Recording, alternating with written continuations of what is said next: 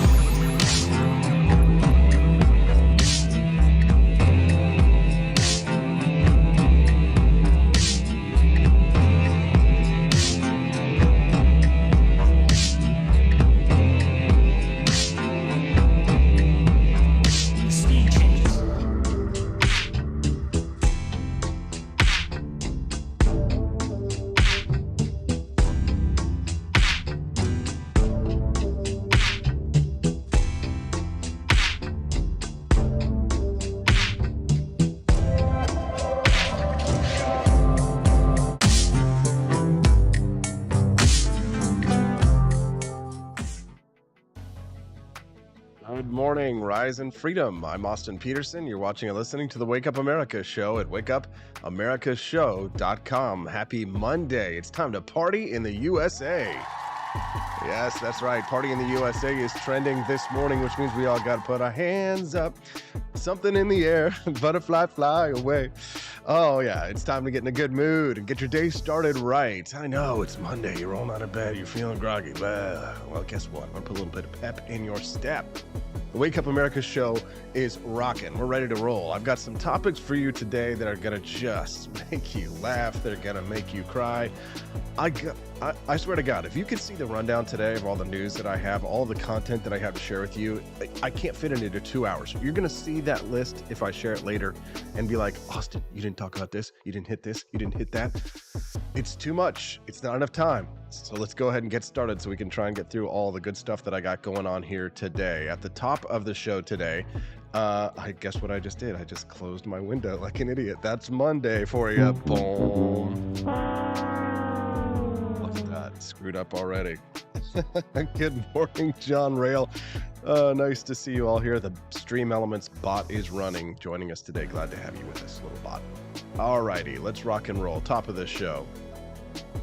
CEO is mad that people have multiple jobs. Yes, one CEO is so worried about remote workers using AI and doing multiple jobs that he threatens to increase quotas 30 to 50 times our normal production. We'll talk about that at the top of the show. And speaking of failure, Bed Bath & Beyond has filed for bankruptcy protection after failed efforts to turn around the company. We'll discuss that. At 7:18 this morning, a scalp on Friday. That's right. Bud Light fired their, well, you know what? I got to watch my language on this one. They didn't fire the marketing executive.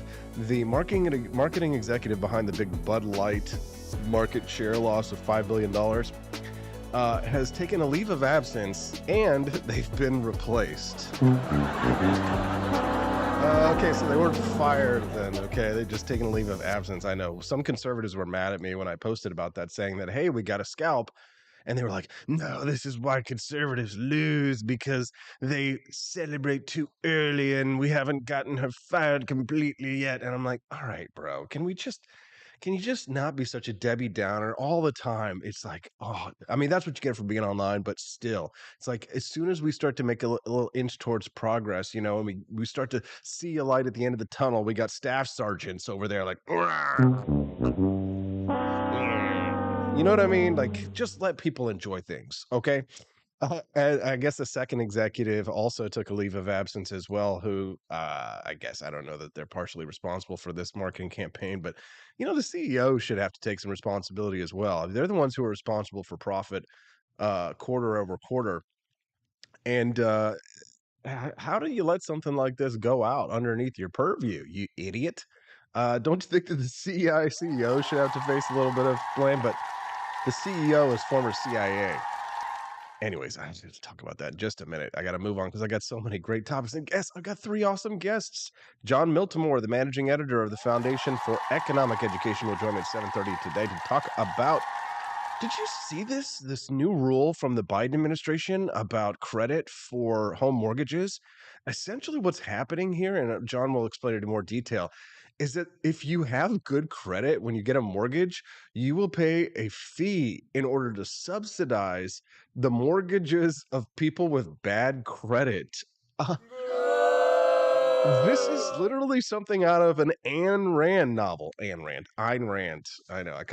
You know what happened with Ayn Rand is that the judge always called her Ayn Rand, and so I always got that in my head, even though it's Ayn Rand. And we actually had a big fight, not me, but him and somebody else at Fox Studios, like in our team, with him about how to pronounce Ayn Rand, and he refused to pronounce her name uh Ein. He just calls her Ann. So I'm like, whatever. Which is why when I say extremist, like the Nashville shooter extremist whose manifesto is being held back from the FBI because it's apparently too scary for us to talk about or see or read.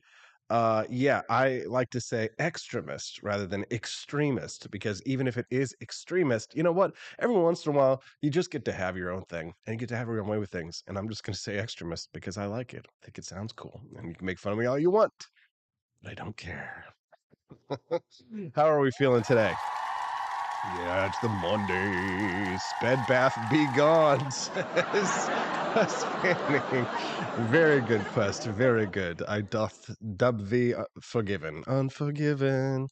All right, what's up on the show today? God, so much stuff. So much stuff. After Jon Miltimore, oh yeah, I already teased that story. The FBI blocking the release of Shooter's Manifesto. But after that, I've got this other study. This might be the biggest story in this show, and I've got a lot of big stories. But a study that came out, and I'm actually saving this to talk with my lovely wife Stephanie, the therapist, on Friday too. But this came out yesterday, and consider the source, PJ Media here. But study shows mothers of boys with gender issues are mental. Now that is the headline from the from PJ Media. But this is a study that was undertaken in 1994. Now, 1994 is quite a while ago. Gender theory hadn't really been as big a deal. Of course, it still existed, but this is what the study said, and we're going to discuss this later. Mothers of boys with gender identity disorder, a comparison of matched controls. Mothers of normal boys, and then they compared them to boys who have gender issues. Well, what they found is that, well, you know what? Honestly, let's just save it for later because it's just too good. Study: mother of boys with gender confusion have mental problems. We're going to talk about that. I know you're like surprise, but still, this is something that needs to be studied more in my mind. But it's extremely controversial, which is why we're going to talk about it because, this is what gets me banned from Twitch, right? Yeah, I think I got like 12 or 11 more days until my ban on Twitch is over. I'm pretty sure that eventually I'll get banned from Twitch entirely because as my star continues to rise in podcast world, which I think we could say safely, it's going up rather than down, more and more I'm going to get the treatment. I actually saw today, maybe you saw this. If you're not following me on Twitter, you should, at AP for Liberty. But I actually made the list. Yeah, the list of transphobes. Yes. Apparently some big list circulating of Twitter accounts that are considered. I know. Yeah, I made the list, transphobe list. So we'll talk about that. And thankfully, I've got a transsexual on today who I hardly doubt you could accuse Sara Higdon of being transphobic. She will be joining us on the show today. She's transsexual, Catholic, military veteran. I really love saying her full title just because I know it irritates some people, but I think it irritates just the right people. Because one of the things that I learned over the weekend is that for conservatives, it is okay to be trans under certain situations. Now, if you weren't paying attention to my social media over the weekend, I posted a meme about how many people on the right, many like MAGA people, for example, are not big fans of Dylan Mulvaney, but they love Blair White, right? I just think it's interesting, right? Because you would think, oh, well, obviously people aren't a monolith, for example. Thank you, Andy, for the super chat. But what I learned from many in the conservative movement is that, yes, it is perfectly consistent to, like Blair White, but dislike Dylan Mulvaney, which of course makes perfect sense to me. But some of the responses to that meme were things like, if Blair had posted a video pretending not to know what March Madness is hours before the Final Four and condescendingly mocked sport fans like Dylan did, then yeah, I'd be just as angry. So it's okay to be trans to conservatives, or at least some, as long as you don't mock March Madness. You got it? Interesting. Next is Vote Freedom tweeted that I wouldn't say it's okay because she's gorgeous, but that she's doing her best to pass as a woman, unlike some that still walk around with full facial hair. Okay, so still, at least according to some conservatives, it's okay to be trans as long as you pass as a woman. Got it. Yes. Interesting. And then another one was, to be fair, Blair is absolutely gorgeous, and it is evident beyond question that she's put a lot of time and effort into her appearance. Add to that the fact that she stands firmly in her beliefs, which are based in common sense, a solid 90% of the time, at least A+ gal. So another conservative white weighs in there with that opinion. And so I guess what I have determined is that it's okay to be trans so long as you're absolutely gorgeous. Yeah, so that was Dylan's problem. If you're, is anybody out there kind of picking up what I'm putting down? I'm leaving a little bit of a trail of breadcrumbs here with this one. I'm just pointing out a little bit of the inconsistencies and the incoherencies here. So I guess Bud Light could have solved its problem simply by hiring a conservative trans influencer. Can I ask? And then this is an honest question. And you know what? People refused. People refuse to really fully engage with this question that I asked. The most controversial question of all is, would conservatives have been as angry at Bud Light if it had been a conservative trans person on the can of Bud Light? Is this the funniest thing ever? Is this the funniest thing ever? Are you not entertained by all this? Are you? Please tell me that you are entertained. All right, let's go over to our social weirdness channel, because I wanted to show you the Bud Light advertising executive who stepped down. This was her this was her fatal final days. Let's take a listen. See, hold on. I know I've got to set up the audio, so just don't yell at me that the audio isn't playing. I'll put it on right now. Give me a second. It means inclusivity. It means Yeah, shifting here the we go. tone. We had this hangover. All right, now I I'll mean, restart it so Bud you can Light hear it. had Relax. been kind of a Austin's gonna get brand it for you. of. So I had Here this we go. super clear mandate. It's like we need to evolve and elevate this incredibly iconic brand. What does evolve and elevate mean? It means inclusivity. It means shifting the tone. We had this hangover. I mean, Bud Light had been kind of a brand of fratty, kind of out of touch humor, and it was really important that we had Out of touch another humor. approach. Who's out of touch? I gotta laugh at that. Who's out of touch? Pratty, out of touch humor. Who's really out of touch here? You're out of touch and out of job, and I'm out of my head when I'm drinking Bud Light. Oh, it's been a rough weekend, says Camellia, ripping out 30-year-old carpet and getting ready to paint and refloor. Wow, boy, you took a big project on this weekend too, didn't you? Let's give Camellia a round of applause. She works hard for the money. Anyways, this story is just making me laugh. I'm cracking up all over the place about it, but I'm supposed to be talking about something else. It's 12 minutes in the show, and I haven't even hit the story at the top of the show.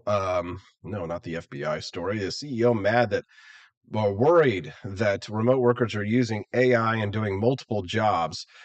He threatens to increase quotas by 30 to 50 times our normal production. What do you think about this story? I'd love to hear from you. Your thoughts. Send them in at 573-319-1586. You can text the show today at 573-319-1586. You like my little Ludwig von Mises bust down there? Again, I'd love to hear from you. Texting the show is always free. Of course, your messaging and data rates may apply. And I love to hear from our listeners that way. If you want to have your text read on air, that text line 573-319-1586. All right. So many people, in order to keep up with inflation, are doing multiple jobs. So this is what a lot of people, especially bosses, have feared about remote workers. The worst, right? That somebody might have one or two or three or four more jobs. It was common for a long time for people to be able to have multiple jobs. But tell me if I'm wrong in this. Does it feel as if more and more employers are demanding that you be the only job that they work? I've been there.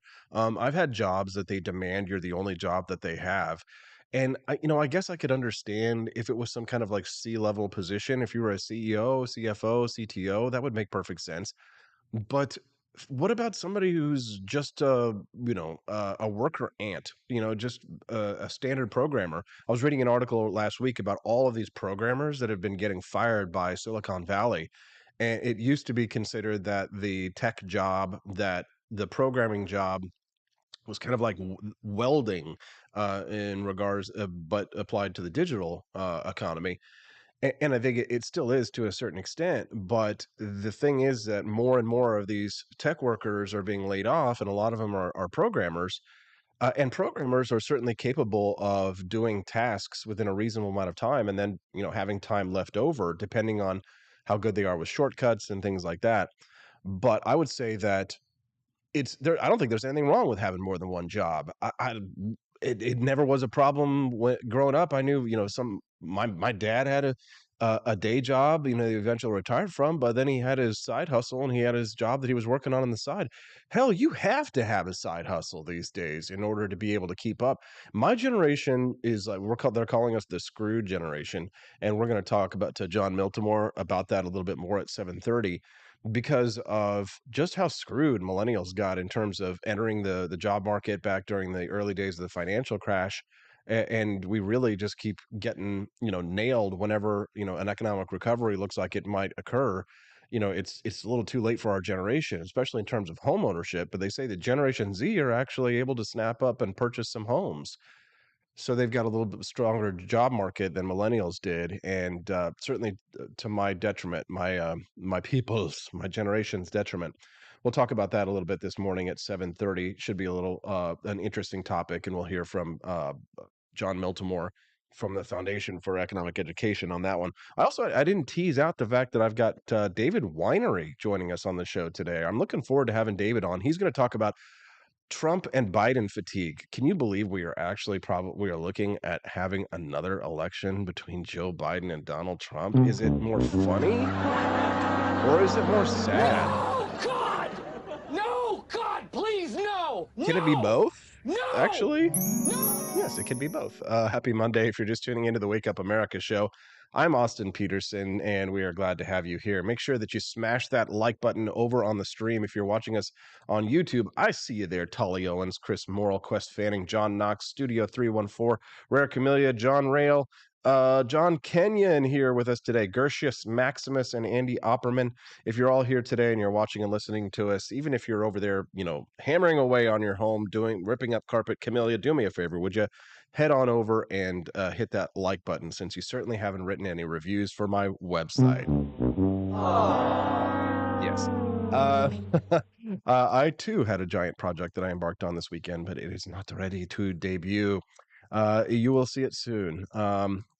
Oh yeah, Bed Bath & Beyond files for bankruptcy protection after failed turnaround efforts.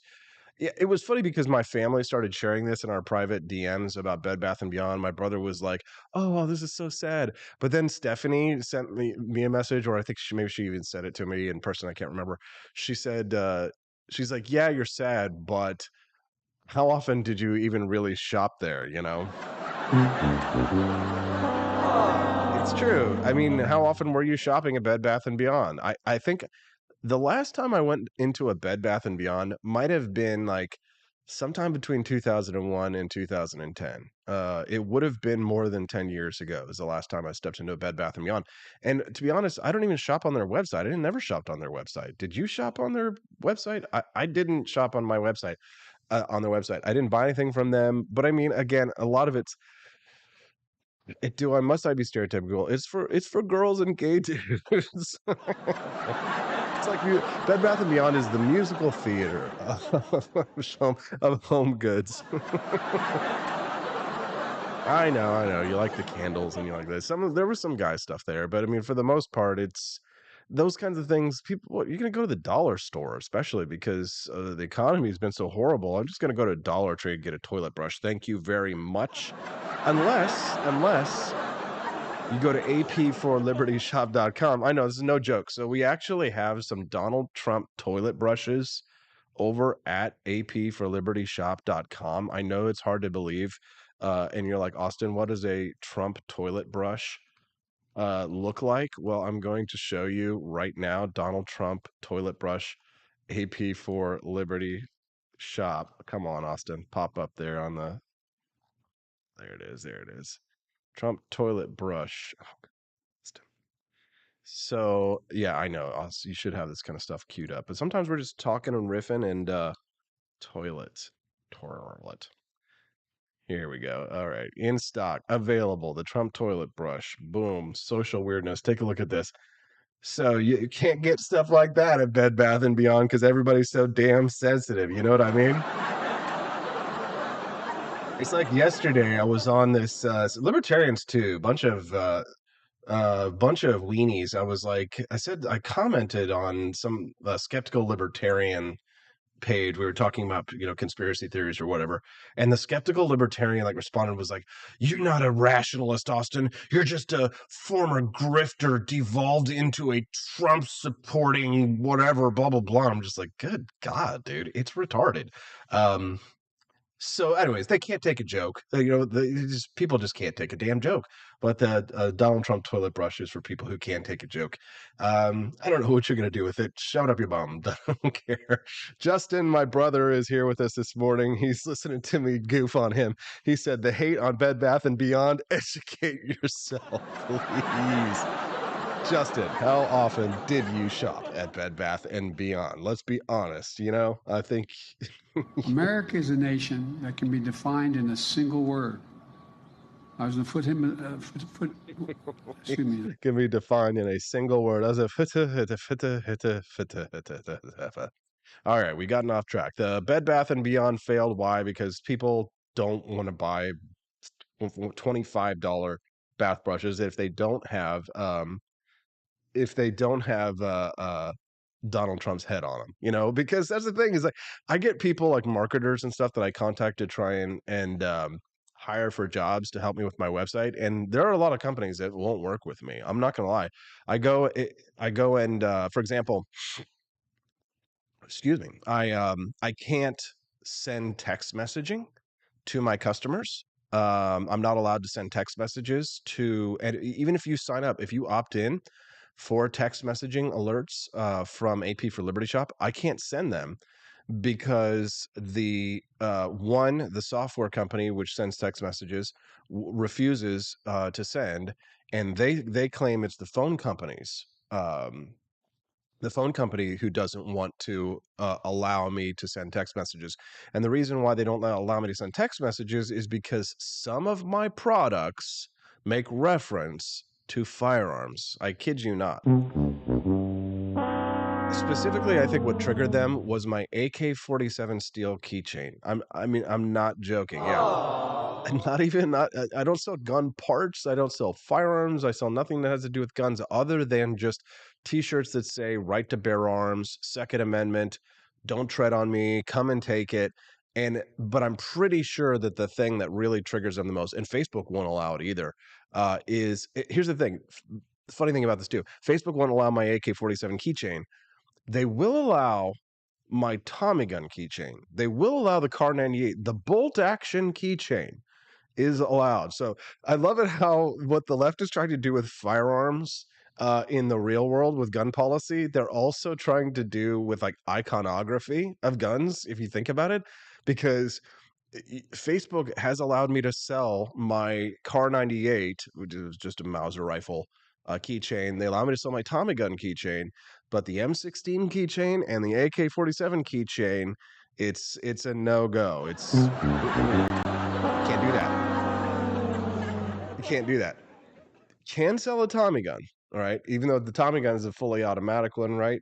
As well, it's submachine gun, but can sell rifle. Bolt actions are okay. Bolt action keychains are okay. Can you imagine? See, my little nephew has gotten kicked out of school for like a day or whatever for like talking about like soldiers and army guns and stuff like that. We used to play army guns. He's actually been taken out of school for just talking about it. This is why when libertarians talk about free speech, we have to talk about not just what government does, but we do have to talk about, I think, the culture of free speech in our society, because things like this, where corporations are actively working to restrict discussion around certain types of firearms, that to me is has a chilling effect on free speech. And it's something that we have to discuss. And who was I talking to last week where I was asking that question? Was it the judge or it was some libertarian that I was asking those questions to about like corporations specifically, and they didn't really have good answers. Sometimes libertarians really don't have good answers. And I think a lot of times that's why liberty people lose elections, is because they're not able to coherently defend principles when they don't necessarily coincide with the dogma that we get from our liberty leaders, economists, thinkers, and things like that. There's just, like my brother identified early on in my transition to libertarianism, there is a lot of dogma, and you certainly have to be careful about trying to apply consistent methodologies.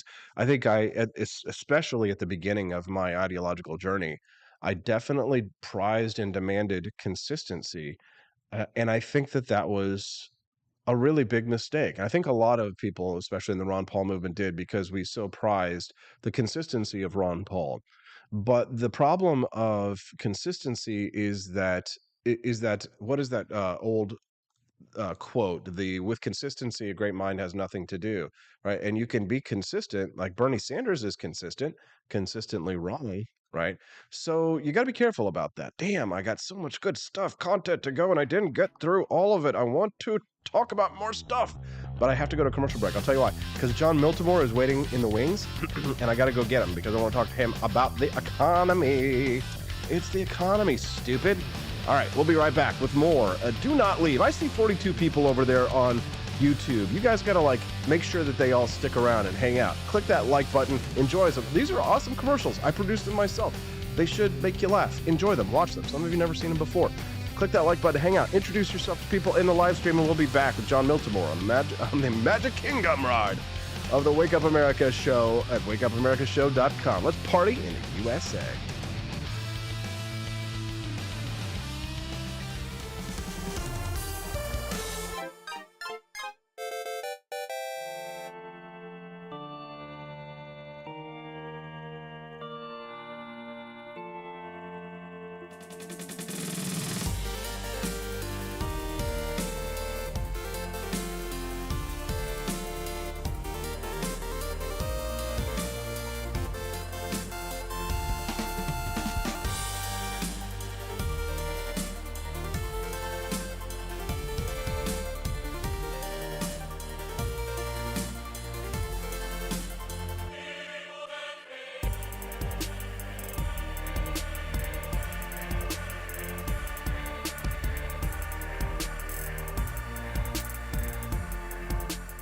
I like shooting things, but whenever I can't shoot something, I like to cut things. My life isn't all about shooting and stabbing and cutting, though. Sometimes I have to do actual work, but when I work, I still like to have fun.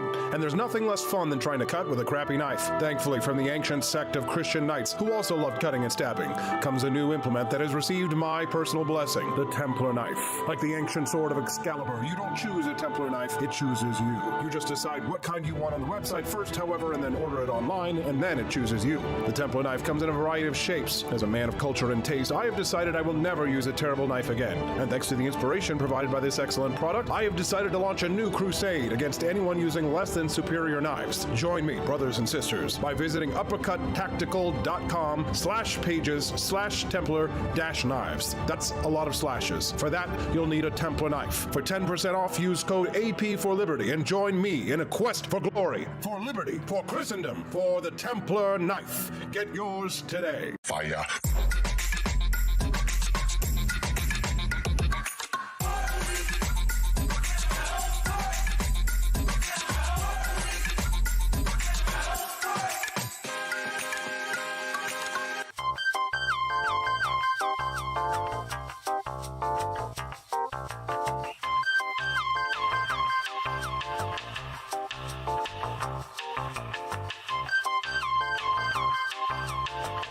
Hello, this is Barack Obama, and let me tell you why Austin Petersen stinks, and you should never pay attention to anything that he has to say.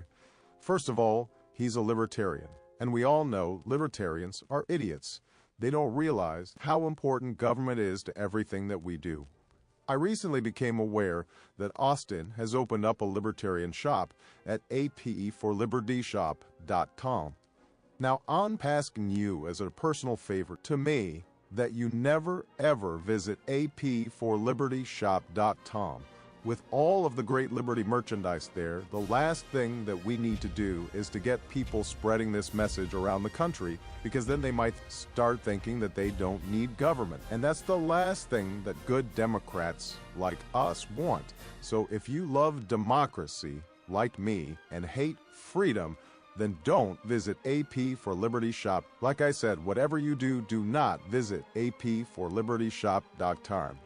I'm Barack Obama, and I approve this message.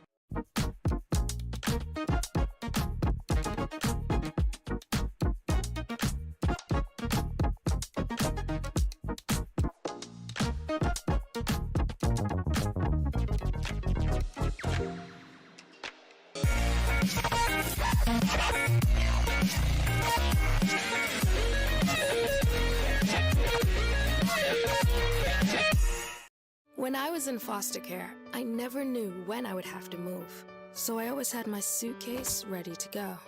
Then one day, I was adopted. My new parents opened their hearts and home to me. My parents cook my favorite breakfast for me every morning. My parents take me on trips I never thought I would go on. They gave me a home and an even better reason to use that suitcase. My parents aren't perfect, but they're perfect for me. I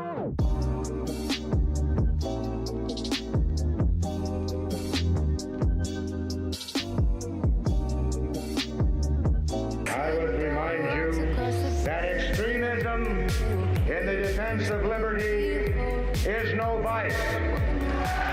It is better to settle these matters in the courts than on the streets, and new laws are needed at every level. But law alone cannot make men see right.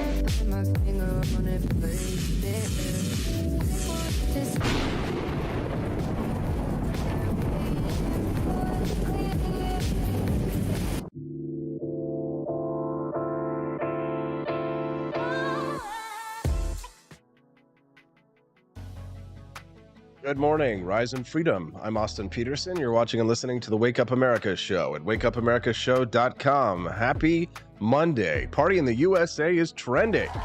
My next guest had a big party in the USA. He's still recovering. I guess the number one question we ought to ask Jon Miltimore, who's joining us now, was...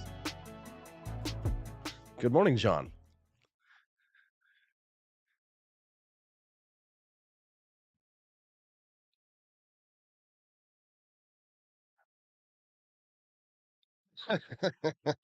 Oh, us millennials are starting to get a little geriatric, aren't we, Jon? We're going to talk about that, and we're going to talk about that in just a couple of minutes. But first, an absolute outrage. When I saw this over the weekend, there was so much stuff going on, and I had my head in a lot of other projects. But this one story just got my blood boiling. My doctor says my blood pressure is too high. Well, it's because of stories like this. Joe Biden raises costs for home buyers with good credit to help risky borrowers. Jon, your thoughts?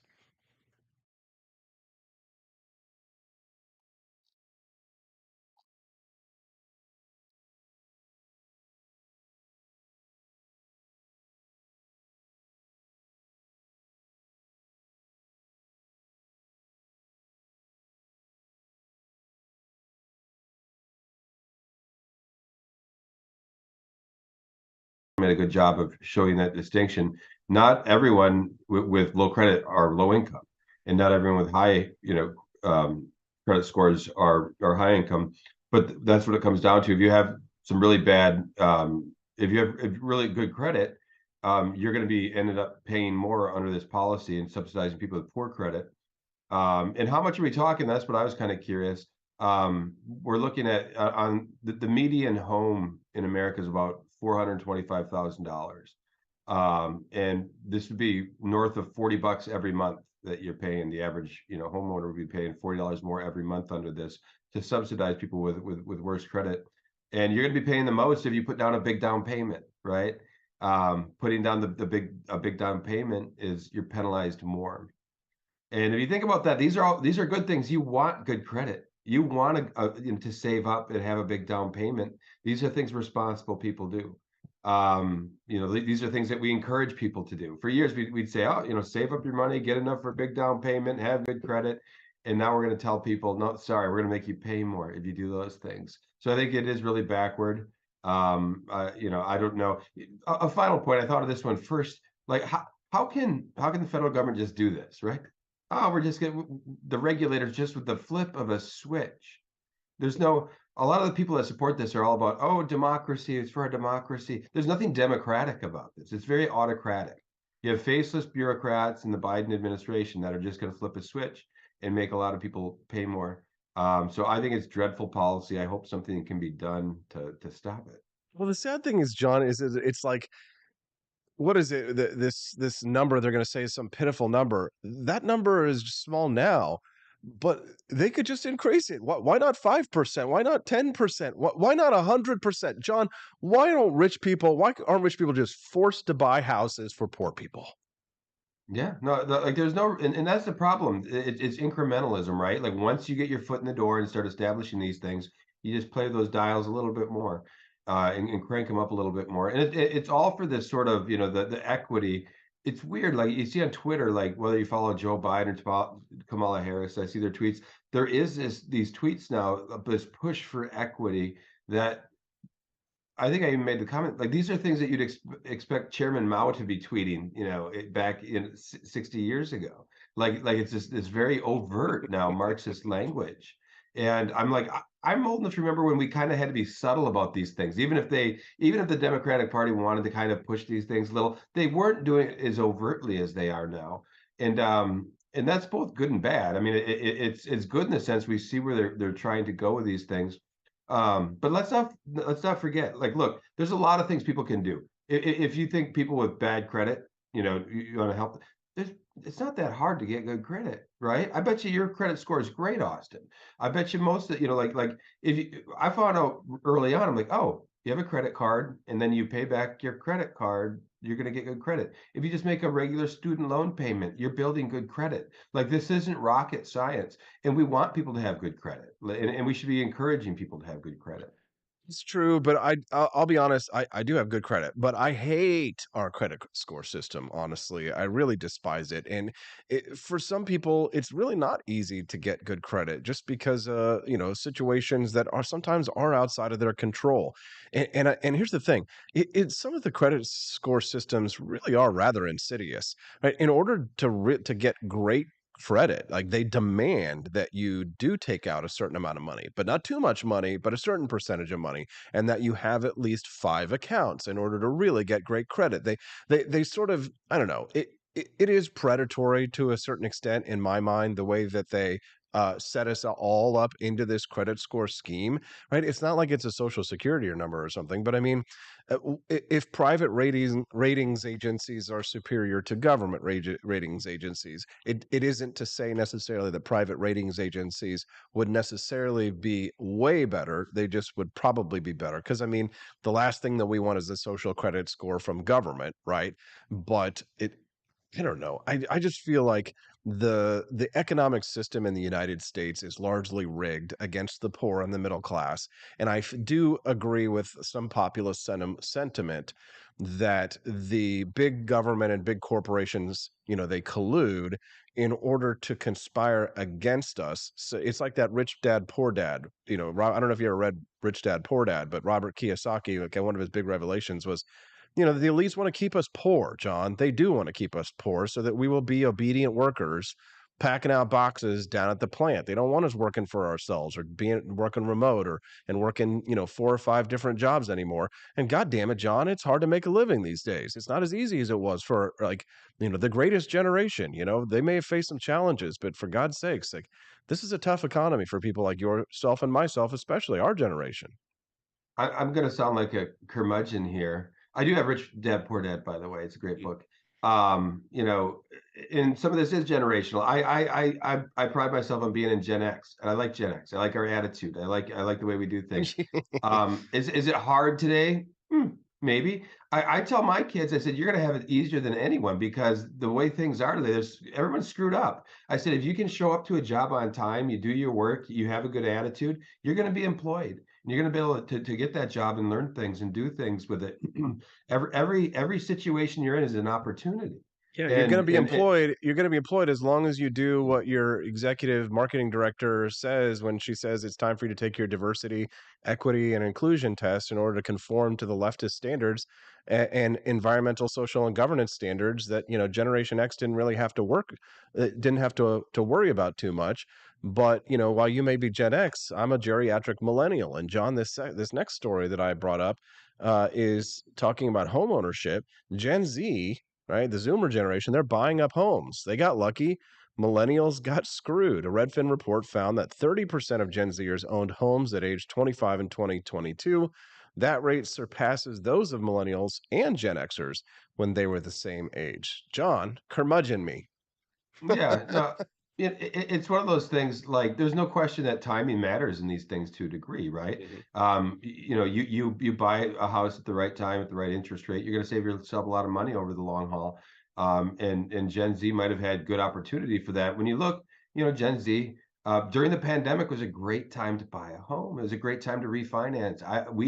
I got in at a nice 2.6% interest rate, and we had a good rate already, but we looked at it and said, you know what, we can do better, and we're going to save ourselves a ton of money. So yeah, there's timing matters, but the problem with these cross-generational comparisons, you always slice them and you look at one thing. I saw one of these things on LinkedIn that went viral recently. It stuck with me. I think I reshared it on my own social platforms because it said, we hear a lot about I think they made a joke about millennial grandpa, maybe not.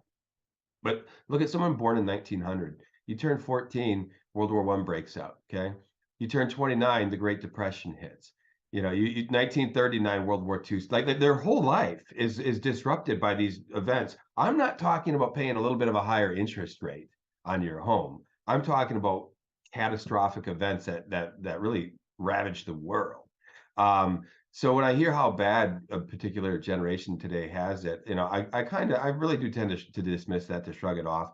And here's the thing: even if you do want to say, like, they have had it, rougher in a few ways, the mentality is not to have like, oh gosh, we had it so tough.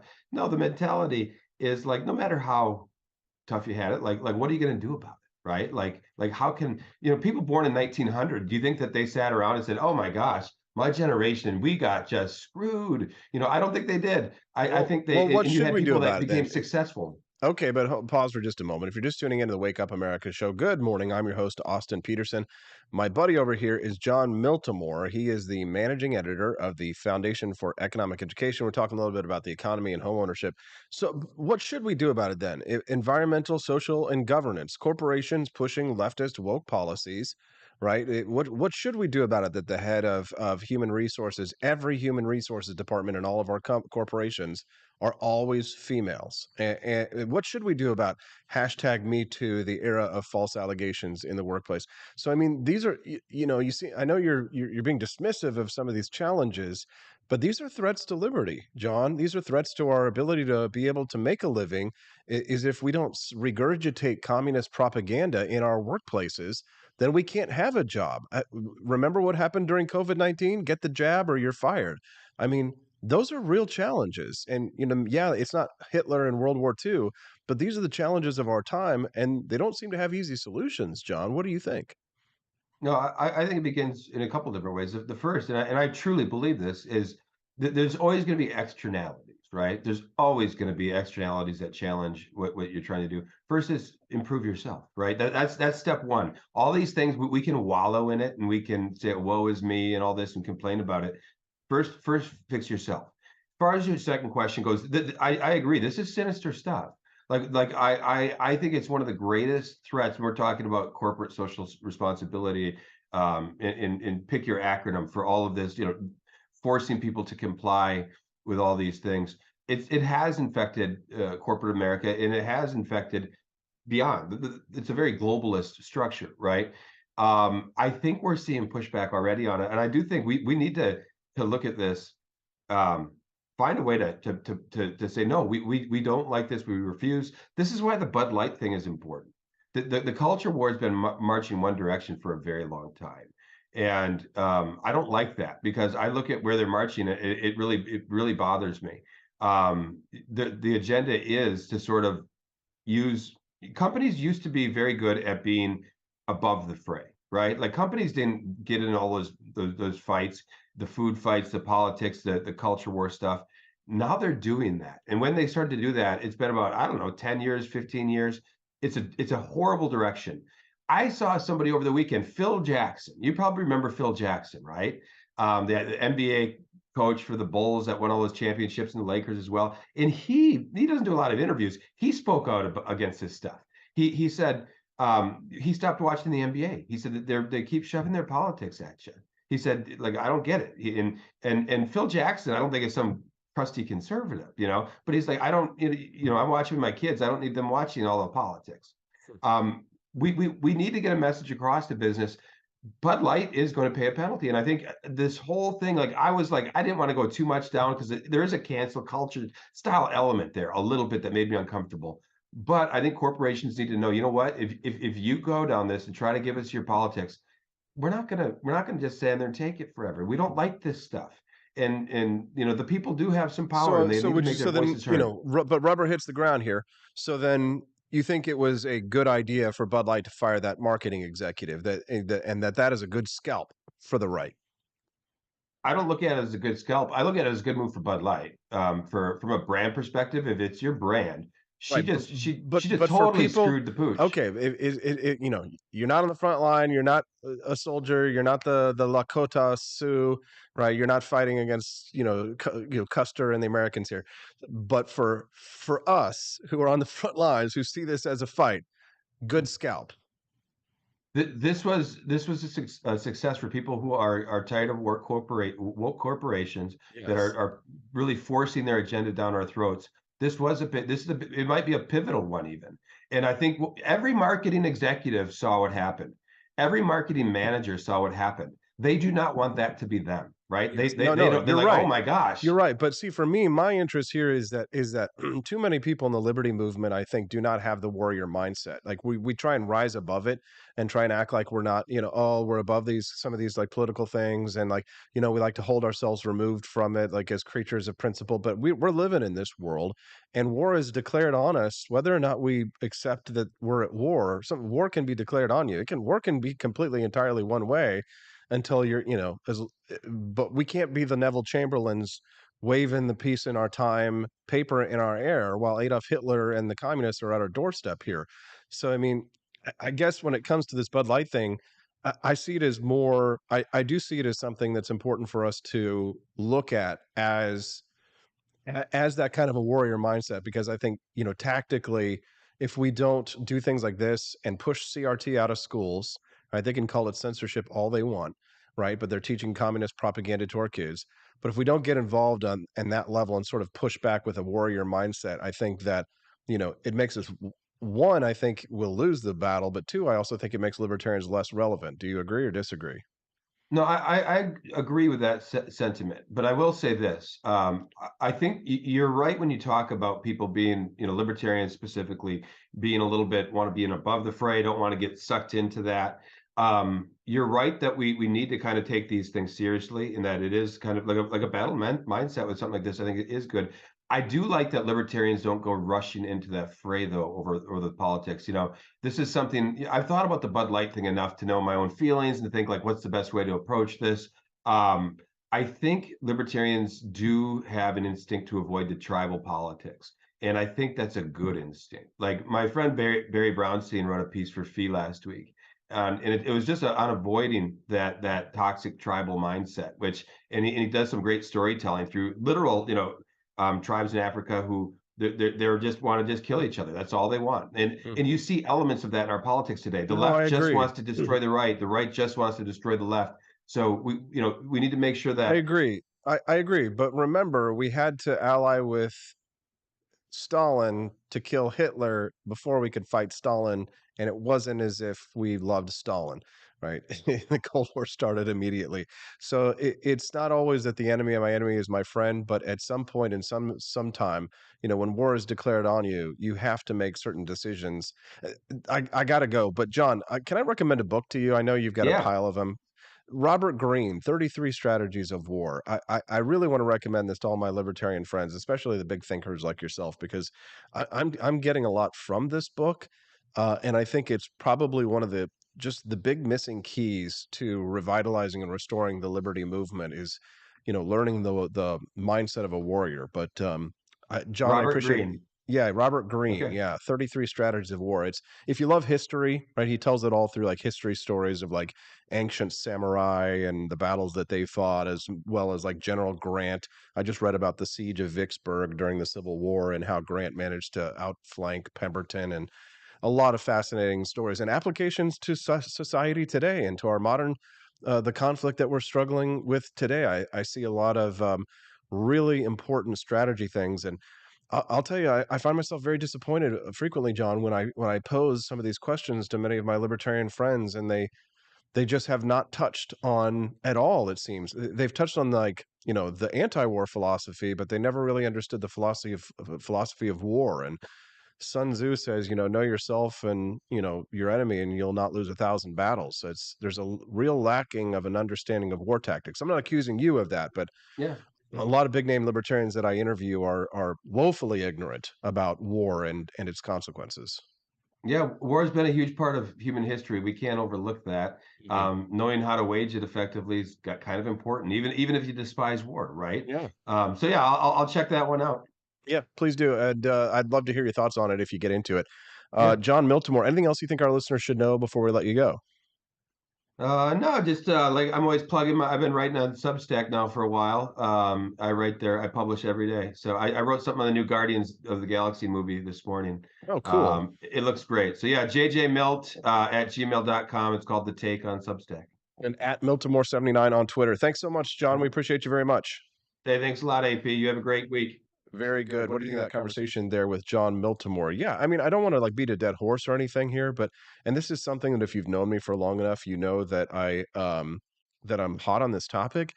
But it's like when I have conversations with Judge Napolitano or with some of my other big name like libertarian guests that I get in the show, I feel this sort of like, I won't say evasiveness or slipperiness necessarily, but there's a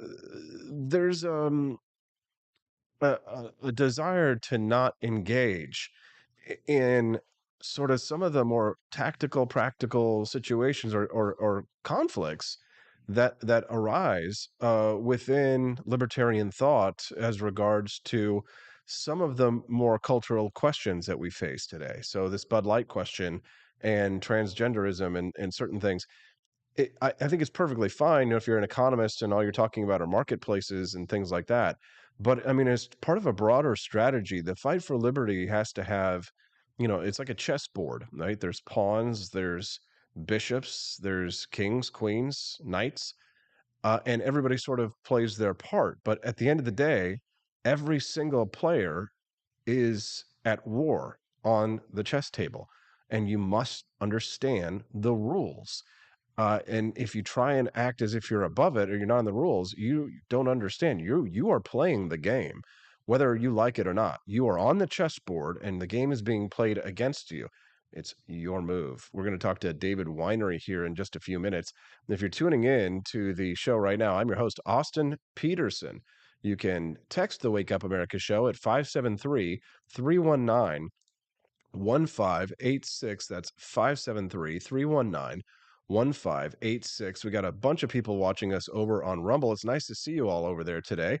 One Patriot listener is there, Nelson65, Blutrike. I think that's how that's pronounced. Kermode Bear is there with us as well. Good morning to you all. Make sure you click that like button, smash that like button over on Rumble if you're watching us today. And we want to say big thank you to all of our friends over there because it's been nice to see that stream really picking up steam, as well as our 40 friends over on the Cantina crew over at YouTube. Good morning to you all.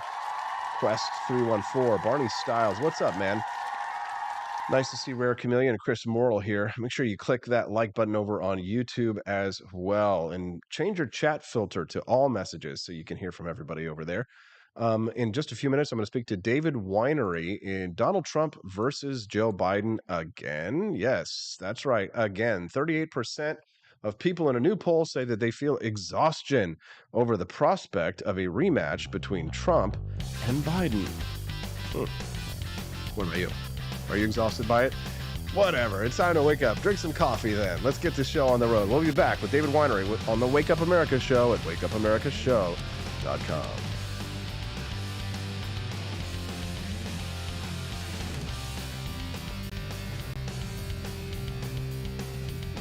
Good morning to the Cantina crew. This is Elon Musk, the CEO of Twitter. And I just want to say thank you for watching the Wake Up America Show. I've decided that Austin Peterson will be the new CEO of Twitter.com, effective immediately. First thing to do, though, is I've got to go and blast off into space.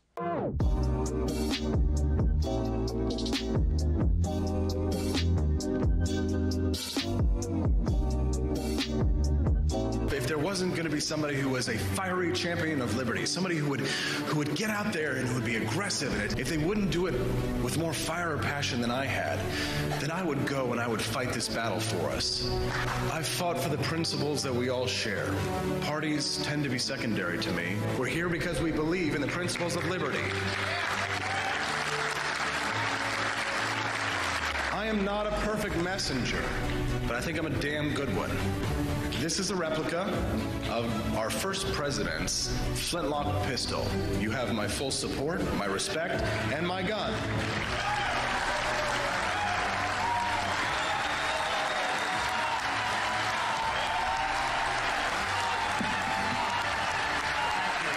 I think that at the heart of my philosophy is much more libertarianism than well, that's the fashionable word these days, I guess. A conservative is no longer just that. He's a libertarian and always has been.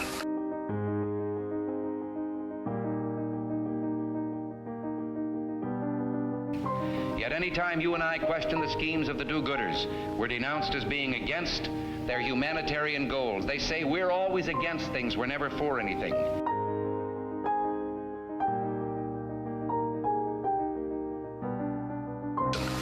What is fascism? Fascism is private ownership, private enterprise, but total government control and regulation.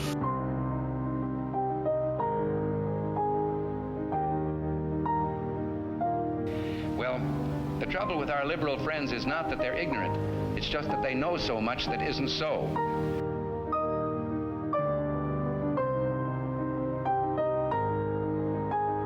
If we lose freedom here, there's no place to escape to. This is the last stand on earth.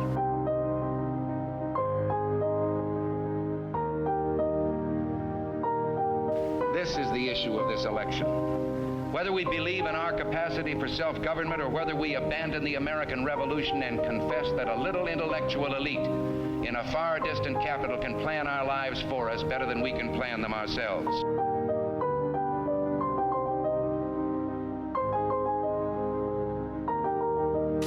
Conservative, so-called, is the one that says less government, get off my back, get out of my pocket, and let me have more control of my own destiny.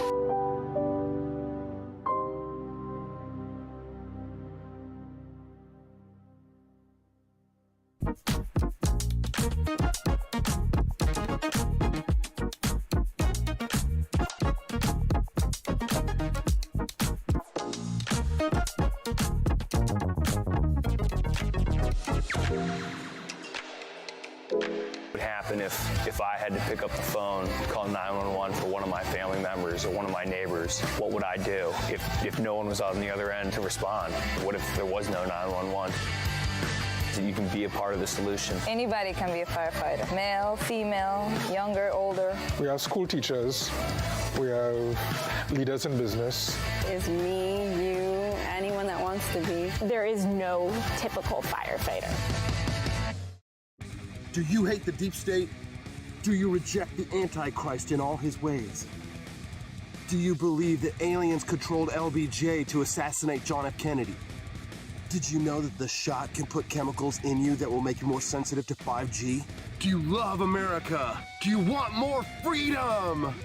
Do you like smoking hot red-headed libertarians? Then the AP for Liberty shop is for you! Check out all the awesome new merch and have a happy new year! Fight the deep state, reject the Antichrist!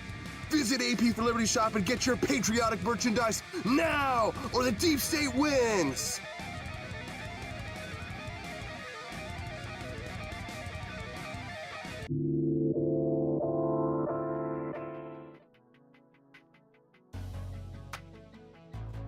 Good morning, Rise and Freedom. I'm Austin Peterson. You're watching and listening to the Wake Up America show at wakeupAmericaShow.com. Nice to see you on this Monday. How are you feeling? You know, whenever things go right and things are going very well, nobody notices. But when things go wrong, everybody notices. And one thing that has not gone wrong this morning is that the internet has actually been pretty good. Have you noticed? There's a lot of tinkering that went on this weekend. Our internet problems, let's knock on wood first. Internet problems might be solved. We'll see. I think I actually have fixed it.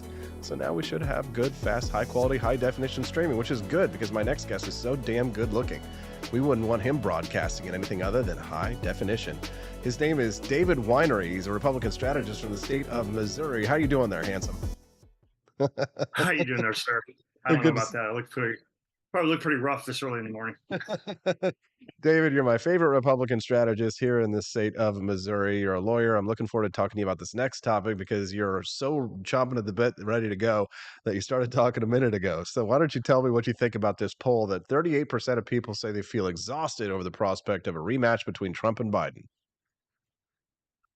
I mean, you would think that a country of, what are we, 370 million now, we could come up with more than two 80-year-olds, I guess, to run.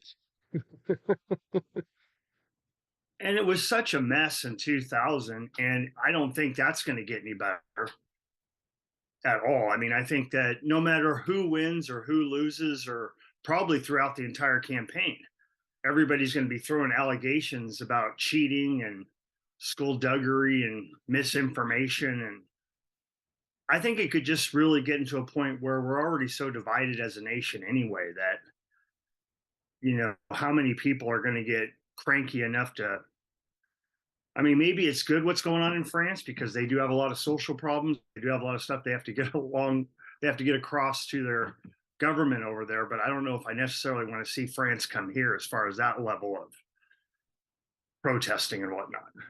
No, I mean, we sort of saw that in a couple of years ago during the early days of the BLM protests, and it just does not end well on the streets of rage. David, let's focus on the battle over on the Republican side of things, because, you know, the Joe Biden side of things is far less interesting, although, you know, there is quite a bit to discuss. We'll get to that in a moment. But on the Trump side of things, there does seem to be some Trump fatigue in the Republican Party. People who think that Ron DeSantis, younger, fresher, healthier, ready to fight, is the way to go. What do you say? I think Ron DeSantis was doing great, and I think that Ron DeSantis had a legitimate shot at becoming the Republican nominee until the Democrats indicted Trump in New York. And that's where you've really starting to see the polls go up for Trump, and DeSantis is starting to tank. I mean, I think I read the last national poll, he was down over 20 points, and in very important states like Iowa and New Hampshire, he's down by over 30. And I think the Democrats kind of martyred Trump by doing that, doing that lawsuit against him and going after him over Stormy Daniels, which is ancient history. And I've read the indictment. It's basically a cut and paste indictment of 34 34 counts of the exact same writing under each of the 34 counts, basically. And there is a lot of fatigue. I think I'm kind of interested to see how, I don't know if you noticed that Larry Elder threw his hat in the ring. Yes. I mean, Larry, not as the alternative candidates in the Republican Party and the potential alternative candidates are far more interesting than the kind of what they call the front runners, what have you. But I like the Larry Elder getting in, although he really does strike me more as the kind of like cookie cutter conservative type. Whereas I kind of like the unorthodoxness of Vivek Ramaswamy, even though I disagree with him on some important issues. I like the idea of Kristi Noem getting in. I know that she's kind of like a lot. She's lost her luster for a lot of conservatives, but the fact is that there pretty much was no governor on the pandemic who was better than Kristi Noem. So what do you think of these alternative candidates? I mean, I think Kristi Noem would actually be a very good candidate. She may be trying to position herself more as a vice president at this point, just because I guess South Dakota has a very small reach. But you're very correct in that she was the best governor during the pandemic. She never shut anything down. She never did anything to destroy her state's economy, and her state's economy is doing very well. I mean, I think that's another thing that kind of hurt DeSantis, because at the start of the pandemic, he did shut some things down for a while, and he was, kind of going along with things. But at least he woke up and saw the light that, you can have a pandemic, you can have problems where there's a disease going around, but you can't destroy the economy. It's kind of like throwing the baby out with the bathwater, destroy the economy because you're having a health crisis. Do you have an opinion on Nikki Haley? Once again, Nikki Haley to me is just another neocon, in my opinion. She's very much the warmonger. And I think, if anything, the Americans should even have more fatigue with than Trump and Biden, as all these wars we're involved with. Isn't it amazing, David? Breaking. Isn't it amazing, though, how the Republican Party has become so much more anti-war than it was during the Bush years? It's fascinating that neocon has kind of become a bad word in the Republican Party. Oh, I agree. I mean, I still think that, are there any anti-war Democrats left? I mean, I'm sure there are in the rank and file people that are, normal working class people that are Democrats and whatnot. But in the leadership, you can't find anybody. I mean, I know that AOC and the squad for a while, they came out and didn't want to be involved in these wars. But I mean, all they did was just get basically tarred and feathered. Yeah. Shut up. That's what they're trying to do to Ron DeSantis and his comments on the war in Ukraine. Was I saw the National Review and a lot of other periodicals were out there trying to bully him into supporting the conflict in Ukraine. Yeah, and a lot of that just doesn't make sense because, we really haven't won a war since World War II. And then we've had these conflicts like in Iraq and Afghanistan that have lasted 5, 6, 7, 8, 9, 10 times longer than World War II and one put together. And I think I'm kind of really interested, to be quite honest with you, more than anybody, in RFK Jr. Oh, yes. Now that is fascinating. Now, I know that the part of the reason that you identify him, there's a tribal aspect to it with you, David, because you both kind of remind me of that kind of like cool hippie guy thing. But I will say that when I watched his speech the other day, I don't agree with him about the vaccines. I know that that's not popular on the right, but I do think that he was the only candidate that's running that's talking about the founding fathers. He's talking about civil liberties and free speech and stuff. And I was like, this is a good campaign speech. Yeah, I mean, he's the only person out there that's anti-war also, basically. Yeah. But he is actually wanting to reinvoke. I don't know how much luck anybody would have. I know a lot of people talk about it, but someone needs to at least go after the surveillance state. Yes. I'm sure you've looked at the Restrict Act and, they're trying to get rid of TikTok. But are they really trying to get rid of TikTok, or are they just trying to get rid of dissent on the internet entirely? Yes. Which that's what I see it as. But I think, and he did debut, RFK Jr. did, at 14 points, which was a pretty good debut. That name recognition might help a little bit. Yeah, but I would really be serious. I think that the Democrats do have a lot of trouble if they try to hoist Biden up there again. because I think they were prepared to go after Trump and be able to handle everything Trump could throw at them. But having having someone that's viable in their own party, attacking their flank is going to be a lot of problems for them. Yeah. So Robert Francis Kennedy, he's an environmental lawyer and author known for promoting anti-vax propaganda. He's the son of Senator Robert F. Kennedy and the nephew of President John F. Kennedy and stuff. Yeah, the thing is that RFK, he's going to get written off in the media because he promotes a lot of kooky stuff too. Why is it, David, that we cannot have people who advance civil liberties, anti-surveillance, and anti-war ideas, that they don't also have to either actually be making excuses for Vladimir Putin or be promoting like the weirdest, dumbest conspiracy theories? Now, David, I know that in MAGA world, you probably believe in a lot of those things. And I'm not saying that no conspiracy theories are true, but I mean, can we just have a non-kooky civil liberties guy in the race for once ever? Or are we just guaranteed to be attached to that? If you're anti-establishment, you have to be conspiracy theory because it comes with the territory. It may. I mean, I'm sure one of our favorite candidates is probably Senator Rand Paul of Kentucky. Right. I know we both love his father, but yes, I mean, I think he tries to do the best job of still being, very supportive of civil liberties and wanting to get rid of the surveillance state without being too awfully kooky. But he's a little kooky though. He's a little kooky. He's a little kooky. But I mean, they've also, if you want to get into conspiracies, they also kind of sent him some messages when he was attacked in his front yard while mowing the lawn. Yeah, no kidding. Really hurt him bad and got a misdemeanor out of it. Yeah, no, I know. That's been wild. That's been wild. If you're just tuning into the Wake Up America show, I'm Austin Peterson. I'm speaking to Republican strategist from the state of Missouri, David Winery. We're talking a little bit about the 2023 to 2024. It's already presidential election season because we've got declared candidates. But Donald Trump is, universal name recognition. David, do you think he can win against Biden? He lost last time. I mean, what's really changed since 2020? Anything? Just the part that they're turning him into a martyr. I mean, I don't know. That's it just doesn't seem like, I mean, how many people really, when they're sitting down and their bread and table, I mean, if anything, people vote for him probably because they missed the good old days because the economy was so strong. I mean, who gives a rip that he banged a porn star and might get had to go take a mugshot over it, I agree. Yeah.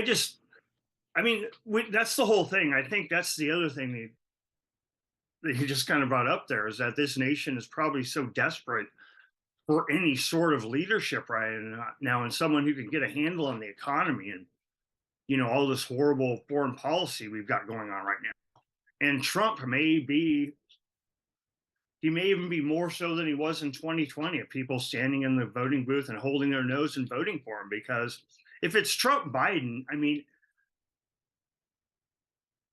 how do you vote for Biden? I mean, I don't even know. I agree with Trump when he says, I don't even know if Biden knows where he's at. Yeah, I mean, I certainly don't vote for Biden under any circumstances, but I just feel as if the Republican Party is so enthralled to Trump that they're willing to throw this next election just to kind of give him his, what they want. Because, I mean, let's be honest, a lot of Republicans are afraid of him. Well, and for good reason. He's demolishing DeSantis right now in a way. Mm-hmm. If DeSantis just had his normal problems of fighting the media and having problems like that, he'd probably be okay still. But the attacks from Trump have been very effective. I mean, Trump is such a pugilistic fighter where he just doesn't take any prisoners in the world of politics. And it's going to be really difficult with a Republican that probably has close to 40% that would, walk in front of a truck to vote for him. And it's going to be very difficult in a crowded primary to have anybody emerge past him. Do you think that he can win? Do you think that Trump could beat Biden? I mean, if I was a betting man, I'd say I don't know who is out there except for RFK Jr. right now who could beat Trump. You love you If I loving can you're take loving Ann that Coulter's- RFK Jr. right now. Yeah, I mean, if I could take Ann Coulter's stage, nobody laughed at her when she said on Bill Maher's show how she thought Trump is the only person that could win. Everybody laughed, but Well, He did. Trump wasn't going up against a sitting president. You know, there's more than just the whole the kook factor on the RFK thing. There is also the fact that he would be running against a sitting president, and institutionally, that does tend to be a little bit difficult to overcome. I mean, how do you? Didn't you see over the weekend the mainstream media announced that there will be no Democratic presidential debates? But is that such a good idea? Most terrible idea. But what do you think that's gonna eventually mean? What do you think what's gonna happen when they don't have any presidential debates? People think there's no other candidates running. It doesn't matter if you're running. If the mainstream media chooses not to anoint you, you're not gonna be the president or the candidate. But can Biden survive an entire election season without really having to confront any of his detractors on anything? And another person in the Democrat primary right now that you don't really want to completely write off is Marianne Williamson. She did very good in the debates in 2020. And there is still that, I mean, I'm not going to throw glass. I mean, I'm into all that holistic health kind of new age stuff too. So, I mean, I thought she was very good. And there's still some other people who could get in. I think if he really wants to win Trump, I think he has a choice between probably, two vice presidential candidates. I'd say the first would be Tulsi Gabbard. She'd probably be the best one because then you'd have both parties on one ticket. And then you might laugh at this, but Carrie Lake, the woman who lost in Arizona for the governor, I think, she's also a newscaster. So they'd have two people that completely know how to work and manipulate the media on both sides of the ticket. And if they don't have any debates Biden sometimes has trouble, he can't even do a soundbite without worrying if he's going to mess something up. Yeah, he can't do press conferences. I never understood the Carrie Lake love or like why people thought she was so exceptional. I mean, she was a newscaster, sure, but I mean, then she lost an election. So I guess I wonder what the infatuation was all about. I think it's just that she's also a fighter also. I mean, her and Trump together. And I think a lot of it's just her ability to manipulate the media because that's what you'd have with them. Real quick before we run, David, I got another minute here with you. Chris Morrill actually pointed something out, which I thought was interesting. I'd love to hear your thoughts. He says, what goes unmentioned is that Trump is largely attacking DeSantis from the left, which is, awkward, right? You saw that Trump was backing Disney in the fight against DeSantis? Yeah. He's quite the tactician, isn't he? Because then he can put DeSantis as the far extreme right-wing person, and he can insulate himself as being the middle of the road pragmatist, which it's a little hard to there. even spit that out without choking on it. But I think that's what he's doing. He's vilifying DeSantis as a right-wing extremist. Is anybody going to believe the attacks that DeSantis did a terrible job during COVID after all those conservatives moved to Florida?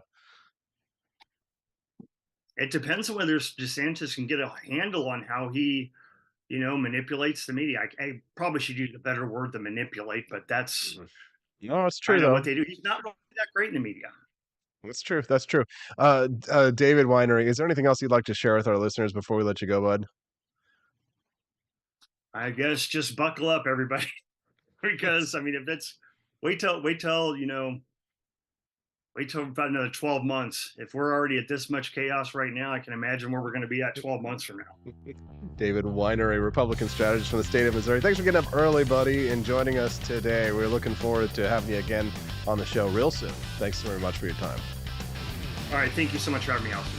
Bye, David. That was some good stuff. David Winery is a great guy, and I love his point of view, and I'm so thankful that he comes on and joins us on the show.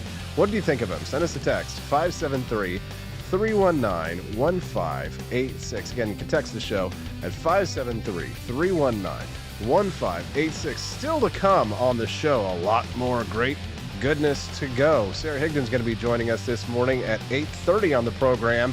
Transsexual, Catholic, military veteran to talk about the girl fight between Caitlyn Jenner and Dylan Mulvaney, and we'll also talk about me your host, AP. I ended up, the tolerant man that I am, on the transphobe list. Yes, I ended up on the transphobe list. I am apparently now a transphobe.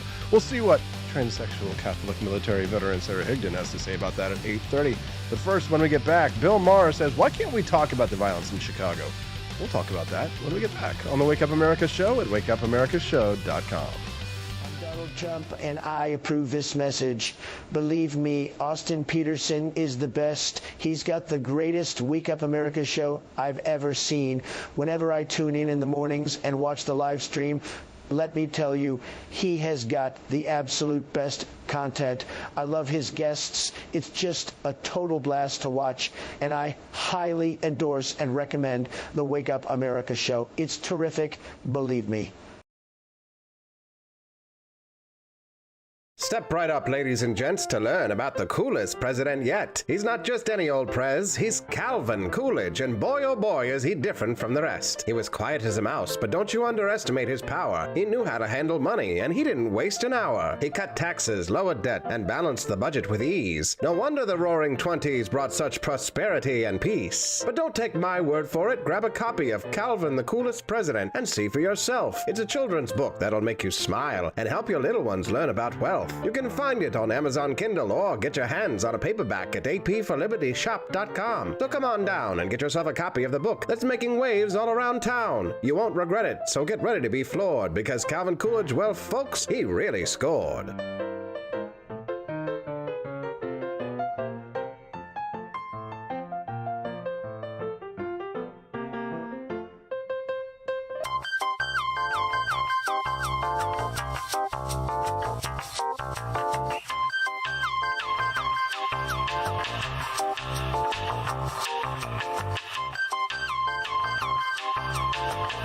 I'm a public defender. I am a public defender. I'm proud to be a public defender. 80% of Americans accused of a crime will get appointed a public defender. Everybody from a speeding ticket to capital murder. For every dollar we spend on public defenders, we spend $3 on prosecutors. Public defenders have to do pretty much everything on their own. Social workers, counselors. Investigating is another piece of it. The average public defender holds 300 cases annually. You never feel like there's enough time. Public defenders have health issues all the time. A lot of people give up and say, I can't do this work anymore. Gideon's Promise trains, mentors, and supports public defenders.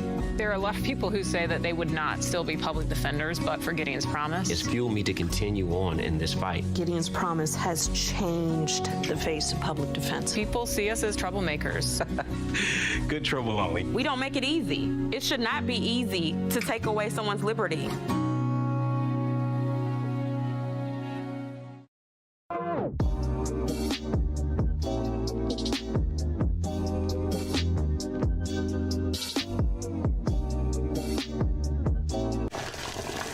Ever hear the one about the frog? Put a frog in a pot of boiling water and it'll jump right out. Here's my resume again. But put a frog in a pot of cool water and slowly heat it up, and that frog will boil. It's a lie. But as a metaphor for us and all that we go through as veterans, Any real-world experience. it's a story that rings true. We make excuses for how we feel. We push everything down. We tell ourselves the lie that it's easier to stay in that boiling water, to disconnect. And some days, maybe it is.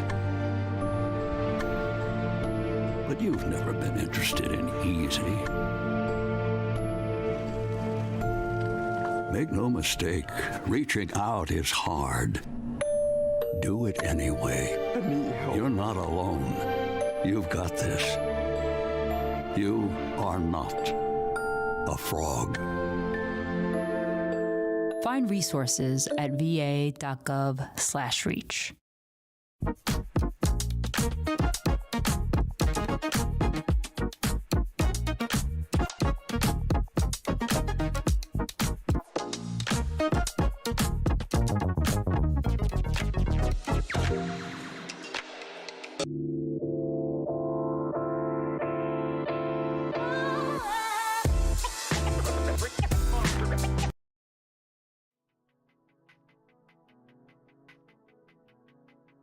morning, rise in freedom. I'm Austin Peterson. You're watching and listening to the Wake Up America show at wakeupAmericaShow.com. Boy, this show is flying by, isn't it? I've got content and topics and things that I want to discuss, but I do not have enough time to get through all of this stuff, but it's all good stuff. Make sure you click that like button over on YouTube or on Rumble if you're watching us on Facebook. Good morning to you as well. We do get a few people watching us over there, although most of these days we see and hear from people over on YouTube and on Rumble. So if you're there, smash that like button. We'd love to hear from you even more. Help us spread the message of economic freedom and personal liberty, would you? All right, we're going to talk to Sara Higdon, transsexual, veteran, military, Catholic, who's going to be joining us in a little bit less than 10 minutes. But first, a couple of quick topics that I'm reading this morning. FBI blocking the release of the Nashville trans shooters manifesto. Ask yourself this: if the Nashville shooter had been a straight constitutional conservative, do you think the FBI would be blocking the killer's manifesto, or do you think it would be scrutinized every single day for months on every mainstream media platform from end to end, right? I think that's an interesting question because, of course, it illustrates the double standards that exist in today's society. Whenever mass murder is committed by a person on the political left, of course, there have been too many of those incidents lately. If the manifesto outlines ideologically motivated intent, then the actions of Audrey Hale, who is a biological woman identifying as a male, could be labeled a terrorist act.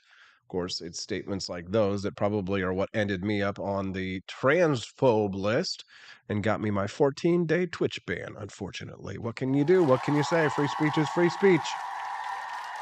The FBI is blocking the release of the trans shooters manifesto. Why? What I thought was fascinating was this quote from Metro Nashville Council member Courtney Johnston, who states that the FBI has ruled out releasing the manifesto anytime soon. Listen to her servile statements. What I was told is her manifesto was a blueprint on total destruction, and it was so detailed at the level of what she had planned. That document in the wrong person's hands would be astronomically dangerous.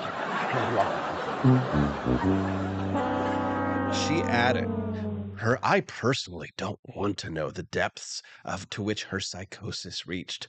When I'm told by an MNPD high-ranking official that it keeps him up at night, I'm going to defer to that person in that agency, that I don't need to read that.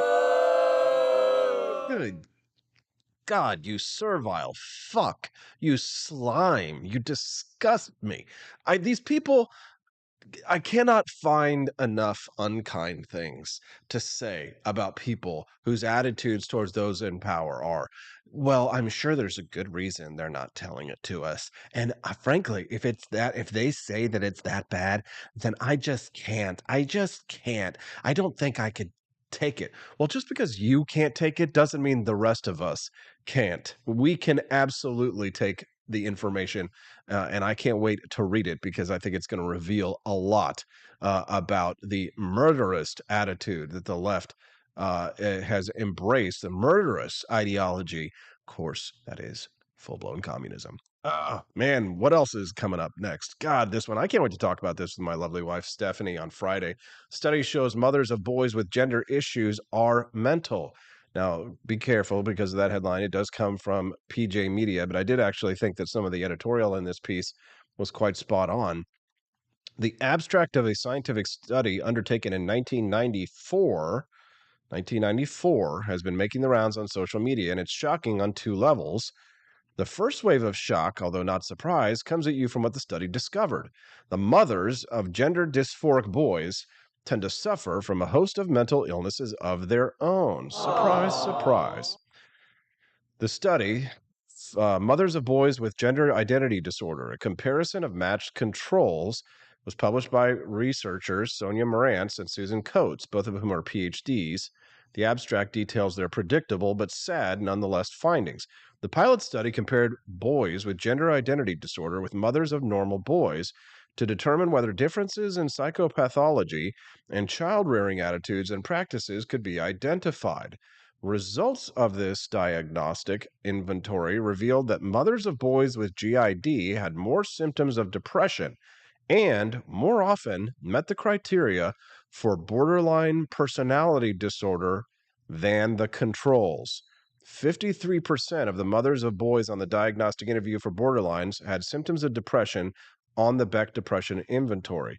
Results suggested that the mother had child-rearing attitudes and practices that encouraged symbiosis and discouraged the development of autonomy.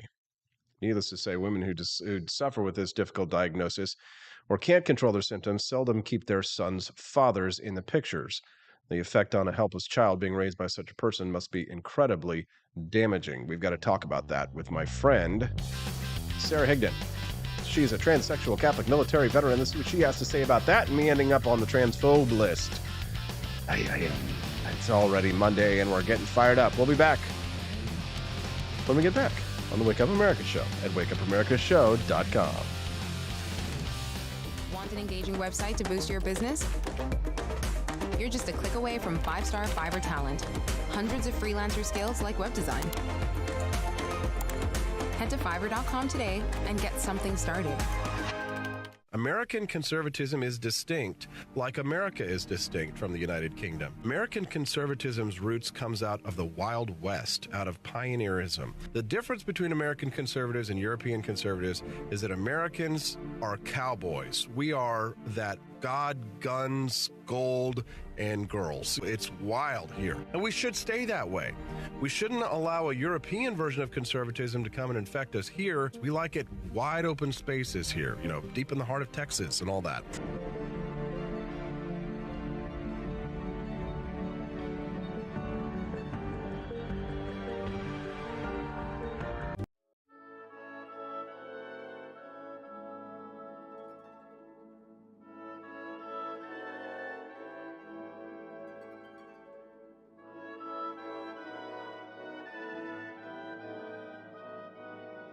Hey there, it's your favorite Vice President Joe Biden. I wanted to talk to you today about the Wake Up America show, the best source for all your political news and commentary.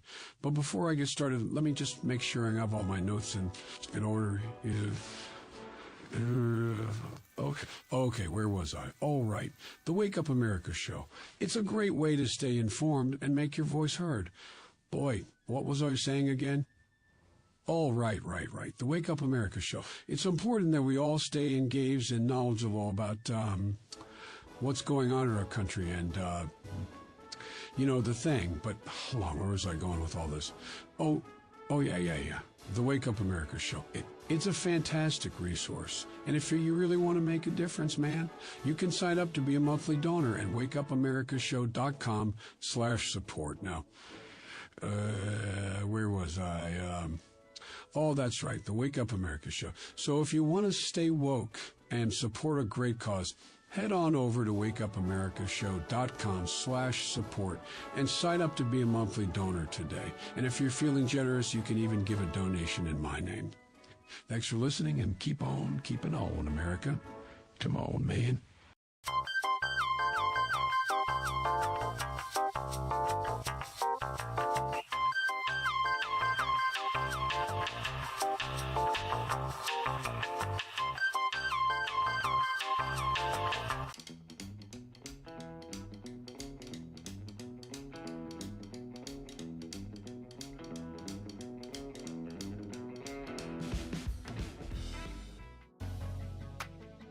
Good morning, rise and freedom. I'm Austin Peterson. You're watching and listening to the Wake Up America show at wakeupamericashow.com. How are you feeling today? Happy Monday.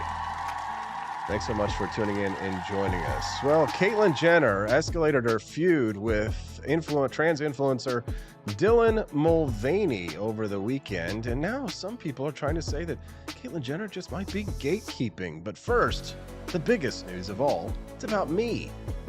I apparently landed on a list of transphobes out there, and now I have to wonder if I'm going to get stalked and murdered. Joining me now to discuss, was that a transphobic comment? Joining me now to discuss is transsexual Catholic military veteran herself, our friend Sara Higdon. Good morning, Sara. Thank you very much for joining us on the show today. Glad to have you here. Yeah, good morning, Austin. Thank you for having me. It's always fun to come on. Yeah, so I guess if you don't accept full-blown, it doesn't matter how tolerant you are, it doesn't matter how polite you are, it doesn't matter if you have trans friends. If you don't accept full communism, you must be a transphobe. Is that the lesson to take away here? It doesn't matter if you're trans yourself because I made the list too, Austin. Did you So really? Congratulations. it's a rite of passage, I guess. So it doesn't matter. I mean, when you're trans yourself and you don't follow their narratives, they want to put you in this box that you are somehow hateful. Apparently against myself. Well, it does, we don't know a whole lot about this list. It could have just been one person who made it and it leaked and is the kind of thing that would go viral online. But after that shooting in Nashville, Sarah, I imagine you've got a lot to say about that as well. It does give one pause to consider that there are some people out there with mental illnesses who are fully armed. Everybody has a constitutional right to bear arms, despite what Ben Shapiro and some other right wingers who came out in favor of red flag laws for transsexuals might believe, but still possibly the kind of thing that to make you nervous. Could you understand why? Yeah, I mean, when you look at it and you see like they're promoting this trans day of vengeance and stuff like that, then yeah, it's kind of scary because you're starting to see people, commit violent acts in the name of being trans. So it's absolutely something that, You saw what yeah, happened to it Riley definitely gives you Gaines. pause. Oh yeah, oh yeah. And I wrote an op-ed in Human Events about that event because it's really interesting. What you're really starting to see is you're starting to see, all these activists promoting this stuff in the name of trans rights. But when you actually even look at the videos, how many of those people even look trans? I mean, the leftist trans people want you to know that they're trans, and like maybe one or two people in that Riley Gaines videos even looked like it. And so my whole premise was that the left, they took they co-opted the trans identity to push queer theory, to push critical theory, postmodern neo-Marxism, where they tried to do it with BLM and they tried to do it with critical race theory, but they couldn't because that required them to get Black people to go along and execute the narrative, to where now all they have to do is self-ID into a category. And then once it's no longer advantageous for them, they just, self-identify into a new category. Sarah's getting a lot of credit over on the live stream for looking great today, says Rare Camellia. Sarah Palacio says, I freaking love hearing Sarah's input. Justin Peterson dropped us a super chat. Thank you very much for the tip jar, Justin, saying points for Sarah, big time. But points for passing, right? So it was kind of a funny thing this weekend. You must have seen that meme that I shared about the Trump supporters angry if it's Dylan Mulvaney, but loving it when it's Blair White. Yeah, that's always kind of the controversy right there, right? Because there is a little bit of passing privilege, but I don't think it's as much passing privilege. I think it's more about ideology.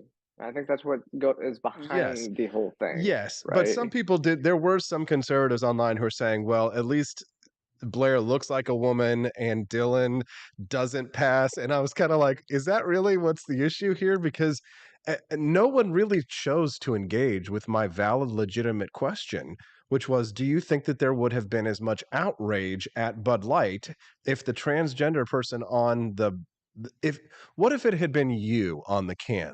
Sarah, do you think conservatives would have been as mad?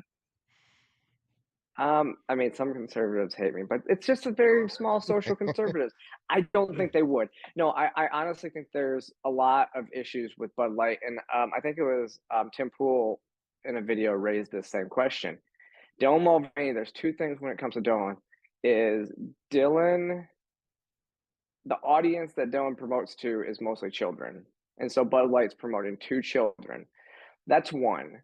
Also, Dylan got famous by perpetuating sexist stereotypes of women, and then when you really go down the rabbit hole and you see that Dylan still has a beard, has all this money, has had facial reconstructive surgery, but still has beard shadow, doesn't understand what orange color corrector can do.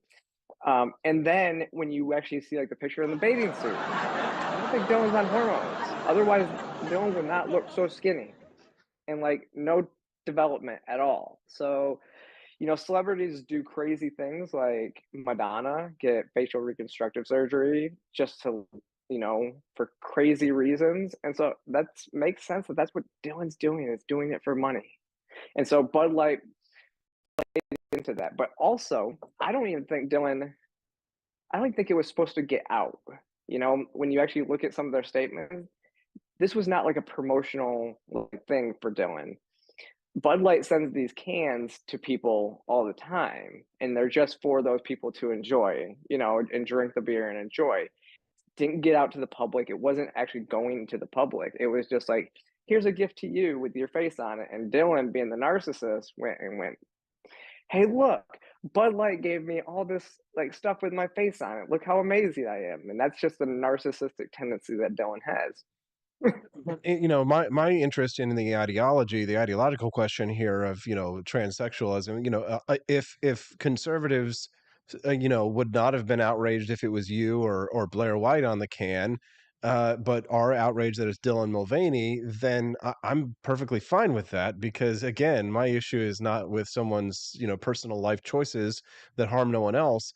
My issues are with personal life choices that harm other people, like communism, socialism, Marxism, critical race theory, and Dylan coming from the left side of the perspective. That's my beef.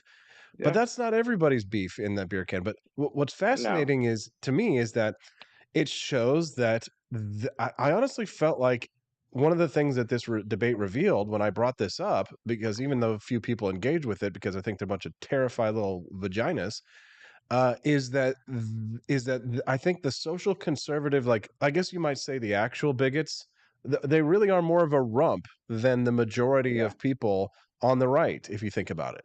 Yeah. Did you happen to watch the Brad Palumbo Michael Knowles debate?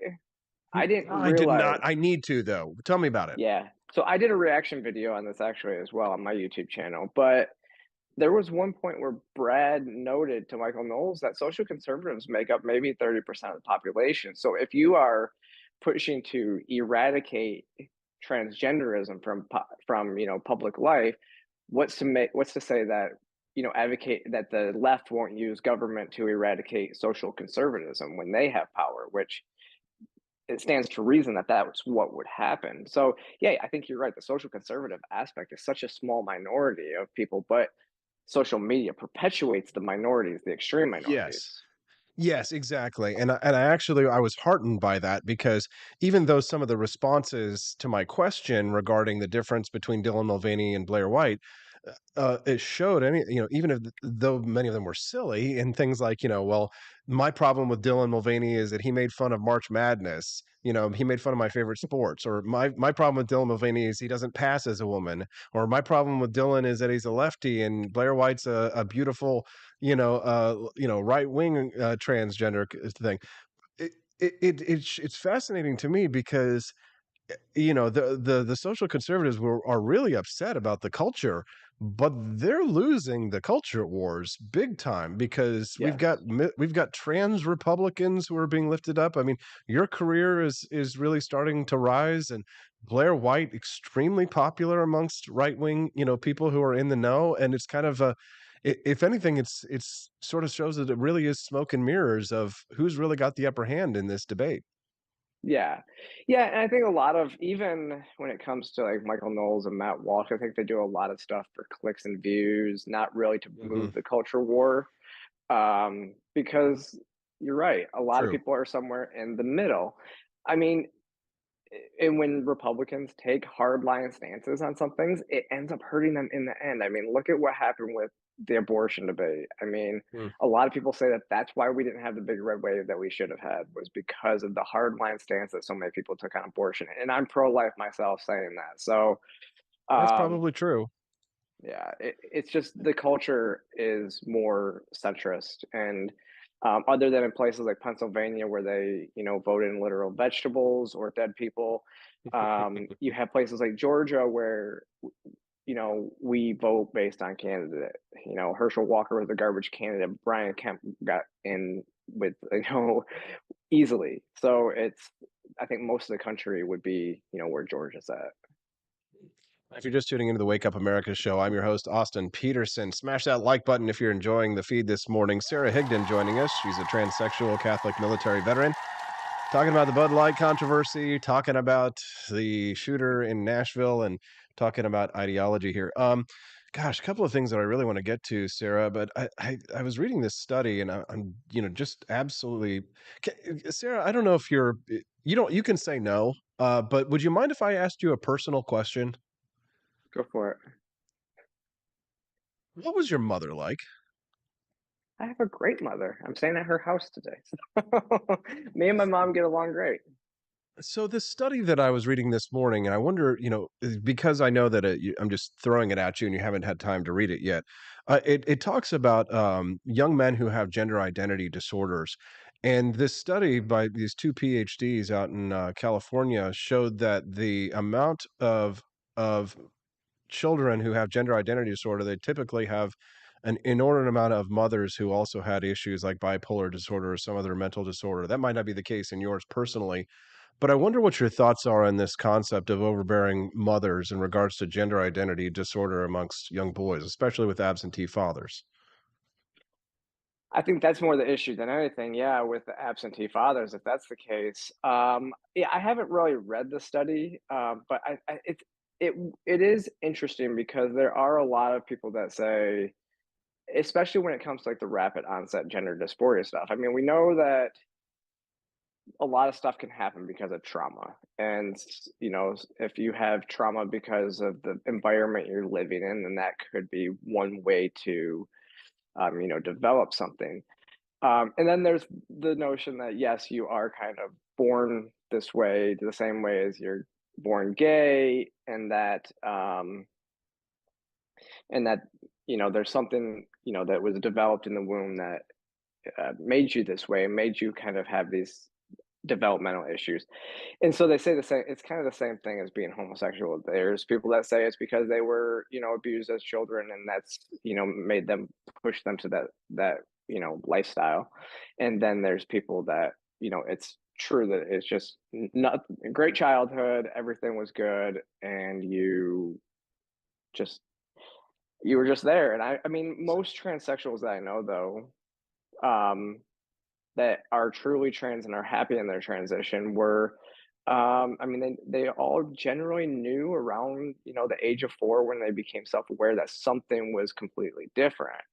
And then it just persisted throughout their lives until they transitioned. So, and then, but it's more so, I guess, with like the rapid onset gender dysphoria stuff that I could see that being more the case. God, boy, that's such a complicated issue, and I'm so thankful that I have you here, and thanks for having an open mind because Of course.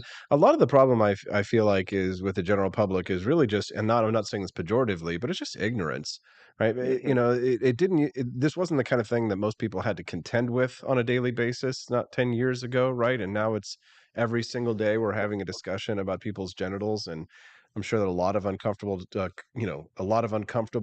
discussions are being had with parents and children and all this kind of stuff. But I mean, the fact is we have to deal with this because of issues like Bud Light. It becomes an issue, and it's something that we need to we have to have an opinion on. Whereas before, you weren't required to have an opinion about transsexualism or transgenders. One last thing before I let you go here. The big title story that I brought you in for, this feud between Caitlyn Jenner and Dylan Mulvaney. Is there just a lot of gatekeeping going on here in the transgender community? Is this just mean girl stuff here between the two of them? What is this? No, I mean, I mean, a lot of us are frustrated with Dylan Mulvaney.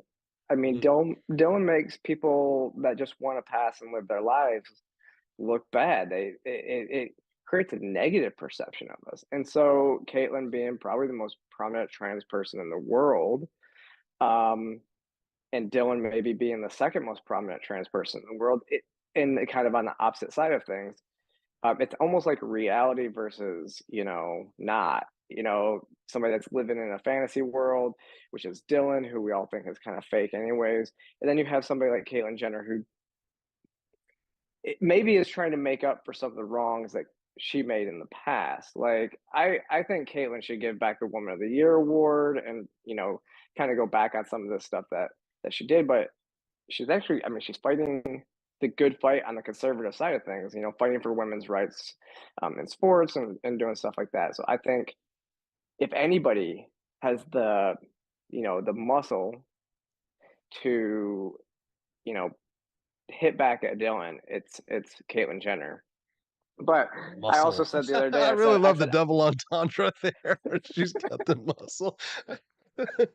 I'm glad that you could take a joke, Sarah, because I think what got me on my 14-day Twitch ban the other day was that I said that no one is immune from having jokes made at their expense. Everybody should be allowed to be made fun of, because there's this old, and I know it was used in like anti-Semitic stuff, but it doesn't mean that it's not true. There's this old saying that, if you want to know who rules over you, ask who you're not allowed to question or who you're not allowed to criticize. Right. And when we're not allowed to criticize or joke about transgender people without being labeled a transphobe or getting banned from Twitch, then these are people who wield an inordinate amount of power in our culture. And I'm glad that you can take a joke, Sarah, because otherwise, I'd lose hope. I said a few weeks ago, I don't really talk about Dylan Mulvaney that much just because Dylan annoys me, but I also don't do it because I don't feel like punching down. And people are like, Dylan has 10 million followers. I'm like, no, I don't put myself below anybody, okay? Like, that's the key. I hate this notion of punching down, but I will punch down at Dylan. It's okay. Sarah, you're cracking me up. What are you working on these days? What would you like to share with our listeners before we let you go today? Yeah, actually, I've been writing over at the Post Millennial on weekends over there. I got my YouTube channel still, youtube.com/Sara Higdon. When I get banned off there, go find me at rumble.com/Sara Higdon. I do a live stream every Monday evening, except for tonight because I'm traveling. But then just go to my website, find all my stuff, sarahhigdon.com. Sara Higdon with an underscore on Instagram and Twitter. So follow me around. Awesome, Sarah. We're getting a big rounds of applause for Sara Higdon over on the chat. Thank you to Quest Fanning. Says just a shout out. Sarah is brilliant. Awesome interview, Sarah and AP. Thanks very much. Appreciate you, Sarah. Have a wonderful day and safe travels back to your home state. All right. Thank you. Thank you very much. All right. Time for us to go on to the next subject. I thought you would like this story. Take a listen to this. California Gold Rush. An interesting story. There's a fever in California's gold country these days. It kind of comes to the realization that nature is unlocking another stash of precious metal. California's prodigious winter rainfall blasted torrents of water through mountain streams and rivers. And as the warmer weather has been melting the massive banks of snow, the rushing waters are detaching and carrying gold deposits along the way. The immense wildfires of recent years has also loosened the soil, helping to push downstream what some here are calling flood gold. Nice. Thanks so much for the little bit of digital gold, by the way, Studio 314. Thanks for your perspective, Sarah. Said Studio 314. Appreciate that. I'm glad you guys appreciate those interviews. Work hard to bring those to you.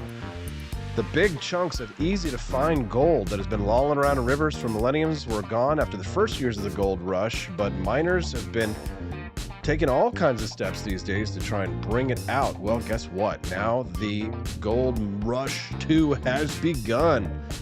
Gold seekers are finding pickers everywhere, not necessarily big nuggets, but enough to pinch it in your fingers. You can make $100 an hour worth of gold by getting out there these days from all that water that's going downhill. Well, if you're not in California and you can't just pick up gold in the riverbed, why not buy some from my friends over at Lear Capital? You like that segue, that little transition, huh? Can I get a little applause there for my transition? My friends over at Lear Capital are the precious metals leader. If you've ever considered investing in gold or silver, now's a great time to get more information for free about how to invest in gold or silver. It's not just gold and silver coins, although you can get them by calling the number on the screen, 1-800-885-2175. You can also invest in gold and silver in your retirement account. You're like, Austin, is that some kind of paper gold thing? No, I'm talking about real precious metals in your retirement account that you can take control of at any time if you wish. But if you want a tax-advantaged way to invest in the rise of precious metals, then now's your chance. Give them a call, 1-800-885-2175. Call them today. Tell them AP sent you. Or if you're phone avoidant, as so many millennials and younger are, here's a website, learaustin.com. Now's a great time to get into the economy and build your cornerstone of your portfolio. Find out more. Get a free gold and silver information pack at learaustin.com. That's LEARAUSTIN.com. Invest in gold and silver today. I highly recommend Lear Capital at learaustin.com. Oh my God, the show's over. What? What are you talking about? What is this? The show being it's 8:53. God, this show has been awesome today, man. I'm telling you. Drop a super chat in the stream if you like what you see. It's AP. That's me for liberty. Bringing it to thee. I don't know if I can just continue to drop a rap like that. A little too early in the morning. All right. So one last story before we go. You know what? I'm going to save this. This is a good one. I'm going to bring it. This is evergreen. I'm going to put this at the bottom of the show tomorrow. So we'll have BX Bullet TV on the show tomorrow. But this fun little story, I'm not even going to tell you what it is because I don't want you to know because you'll be like, oh, I can already think. You'll start talking about it and everybody will want to chime in. And you know what? Sometimes I got to keep some secrets. There you go. Keep your secrets. How about this? I never got to play that clip of Bill Maher from early on the program. We're talking about why we can't talk about Chicago. Take a listen to this. Seems like crime is kind of out of control. I was reading that in New York, a third of all the shoplifting cases are by 327 people in a city of 8 million because they keep getting returned to the streets, which has to be terrible for the morale of the cops, that they keep arresting people and the same people. It's Groundhog Day for them. I mean, I know we have problems with the cops. I've certainly not been shy about talking about them on this show, but I don't understand how we're going to get this situation under control unless they feel like what they do has some meaning as opposed to just a turnstile. Yeah, my friend Danny, I would call to his attention that that's policy too. Whether or not the DA brings charges, whether or not there are enough cops on the street who feel free to be able to do their jobs is also policy. So. But when you're talking about that policy in the larger frame of the prison industrial complex, it seems to be that the high incarceration rates are what you would want to attack at first. Before you start talking about cop morality, that I think that the whole structure is the issue as opposed to the individual level of the police officer. It's shooter morality that I want to talk about. But yeah, but then the question is the cause. So there's the obvious cause of the individual pathology. But then if you're looking at it in the context of a larger structure, I think that the conversation to have is first and foremost about the structure as opposed to the individual criminal, because I think that the moral valence is clear. It's terrible to commit a crime and it's terrible to hurt people. But Shut up, nerd. Is, what do you do from there? Where's Bill? Well, why isn't anyone ever talking to Chicago? Like most of the shootings are young black men killing other young black men. Is that not correct? Yeah, that's correct. Whoa. Okay. Much more than what the cops do. Why doesn't anybody talk about that? Well, I mean, why aren't there, 100 giant black celebrities who would have the respect of those people saying, what are you doing to yourselves? Why are you killing each other? This is no way to live. That is spicy. That is spicy. I left you with a very spicy meatball there at the end of the show, didn't I? Did you like the show today? Huh? Did you enjoy it? Smash that like button if you did. I work so hard every day. I work so hard. Bring you good product. Bring you a good store. Bring you a good interview. You appreciate me. Visit apforlibertyshop.com so you can get more offensive content that'll get me banned from Twitch. I'm doing what is that, kind of weird Chinese accent or something like that? It's been a weird show. It's been a wild show. It's been a wacky show. It's been a Monday show. Thanks so much for tuning in. Visit apforlibertyshop.com. Get your Ooh Government shirt if you haven't gotten one yet. Good morning and rise and freedom. It's time to get your day started. Andy Opperman, Quest Fanning, Doug H., Studio 314, Al Johnson, my lovely, beautiful, smoking hot, redheaded libertarian wife, Steffi P., Sarah Palacios, joining us here with Rare Camellia, A.L. Wild, Kermode Bear, Richard Bell, Justin Peterson, all the good friends and family over on Rumble as well. Ooga Booga, nice to see you. One Patriot Listener 1, good to see you. Blue Trike and Hammerlager all my good friends. Appreciate you all very much. Make sure you leave a like on that stream before you go. And as you're heading out the door, why don't you open up your mobile phone and type in ap4libertyshop.com. That's ap4libertyshop.com. Get yourself a new government shirt. Check out some of those 3D printed items that we have. The Donald Trump Buddhas in stock, ready to go. Sold my last Killdozer yesterday. You can buy them in the store, but I'm thinking about taking them down soon because, man, they're a lot of work to get out. A lot of work. ap4libertyshop.com. We'll see you tomorrow on the Wake Up America show at wakeupAmericaShow.com.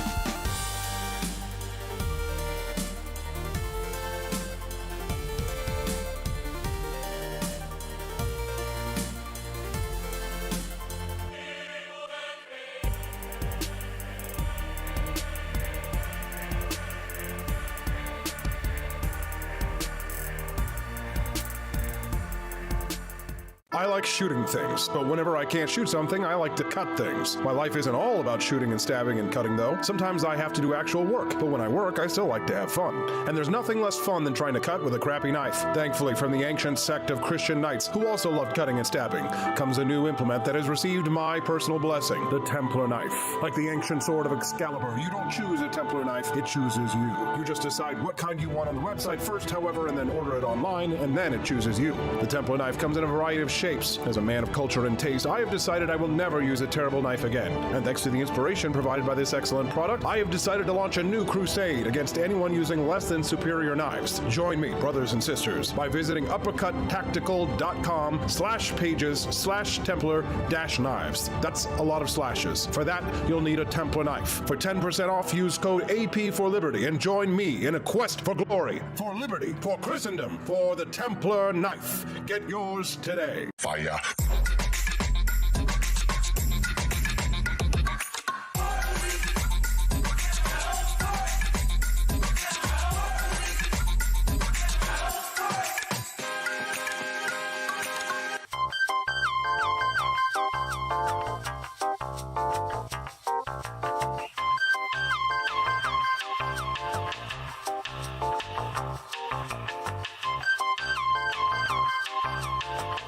Hello, this is Barack Obama, and let me tell you why Austin Petersen stinks, and you should never pay attention to anything that he has to say. First of all, he's a libertarian, and we all know libertarians are idiots. They don't realize how important government is to everything that we do. I recently became aware that Austin has opened up a libertarian shop at ap4libertyshop.com. Now, I'm asking you as a personal favor to me that you never ever visit ap4libertyshop.com. With all of the great Liberty merchandise there, the last thing that we need to do is to get people spreading this message around the country, because then they might start thinking that they don't need government. And that's the last thing that good Democrats like us want. So if you love democracy, like me, and hate freedom, then don't visit AP4Liberty Shop. Like I said, whatever you do, do not visit ap4libertyshop.com. I'm Barack Obama, and I approve this message.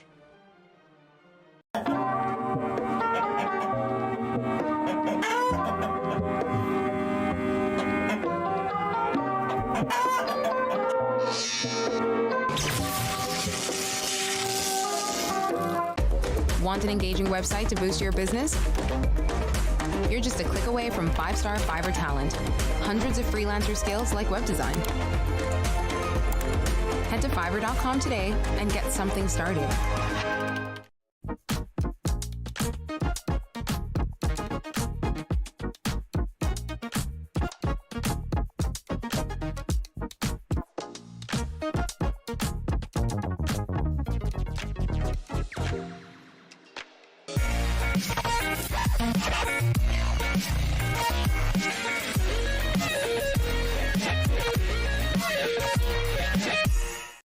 When I was in foster care, I never knew when I would have to move.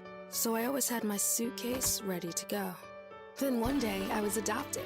My new parents opened their hearts and home to me. My parents cook my favorite breakfast for me every morning. My parents take me on trips I never thought I would go on. They gave me a home and an even better reason to use that suitcase. My parents aren't perfect, but they're perfect for me.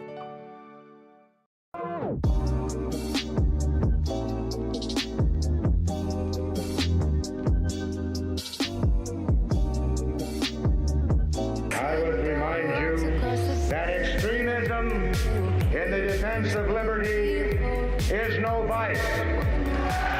It is better to settle these matters in the courts than on the streets, and new laws are needed at every level. But law alone cannot make men see right.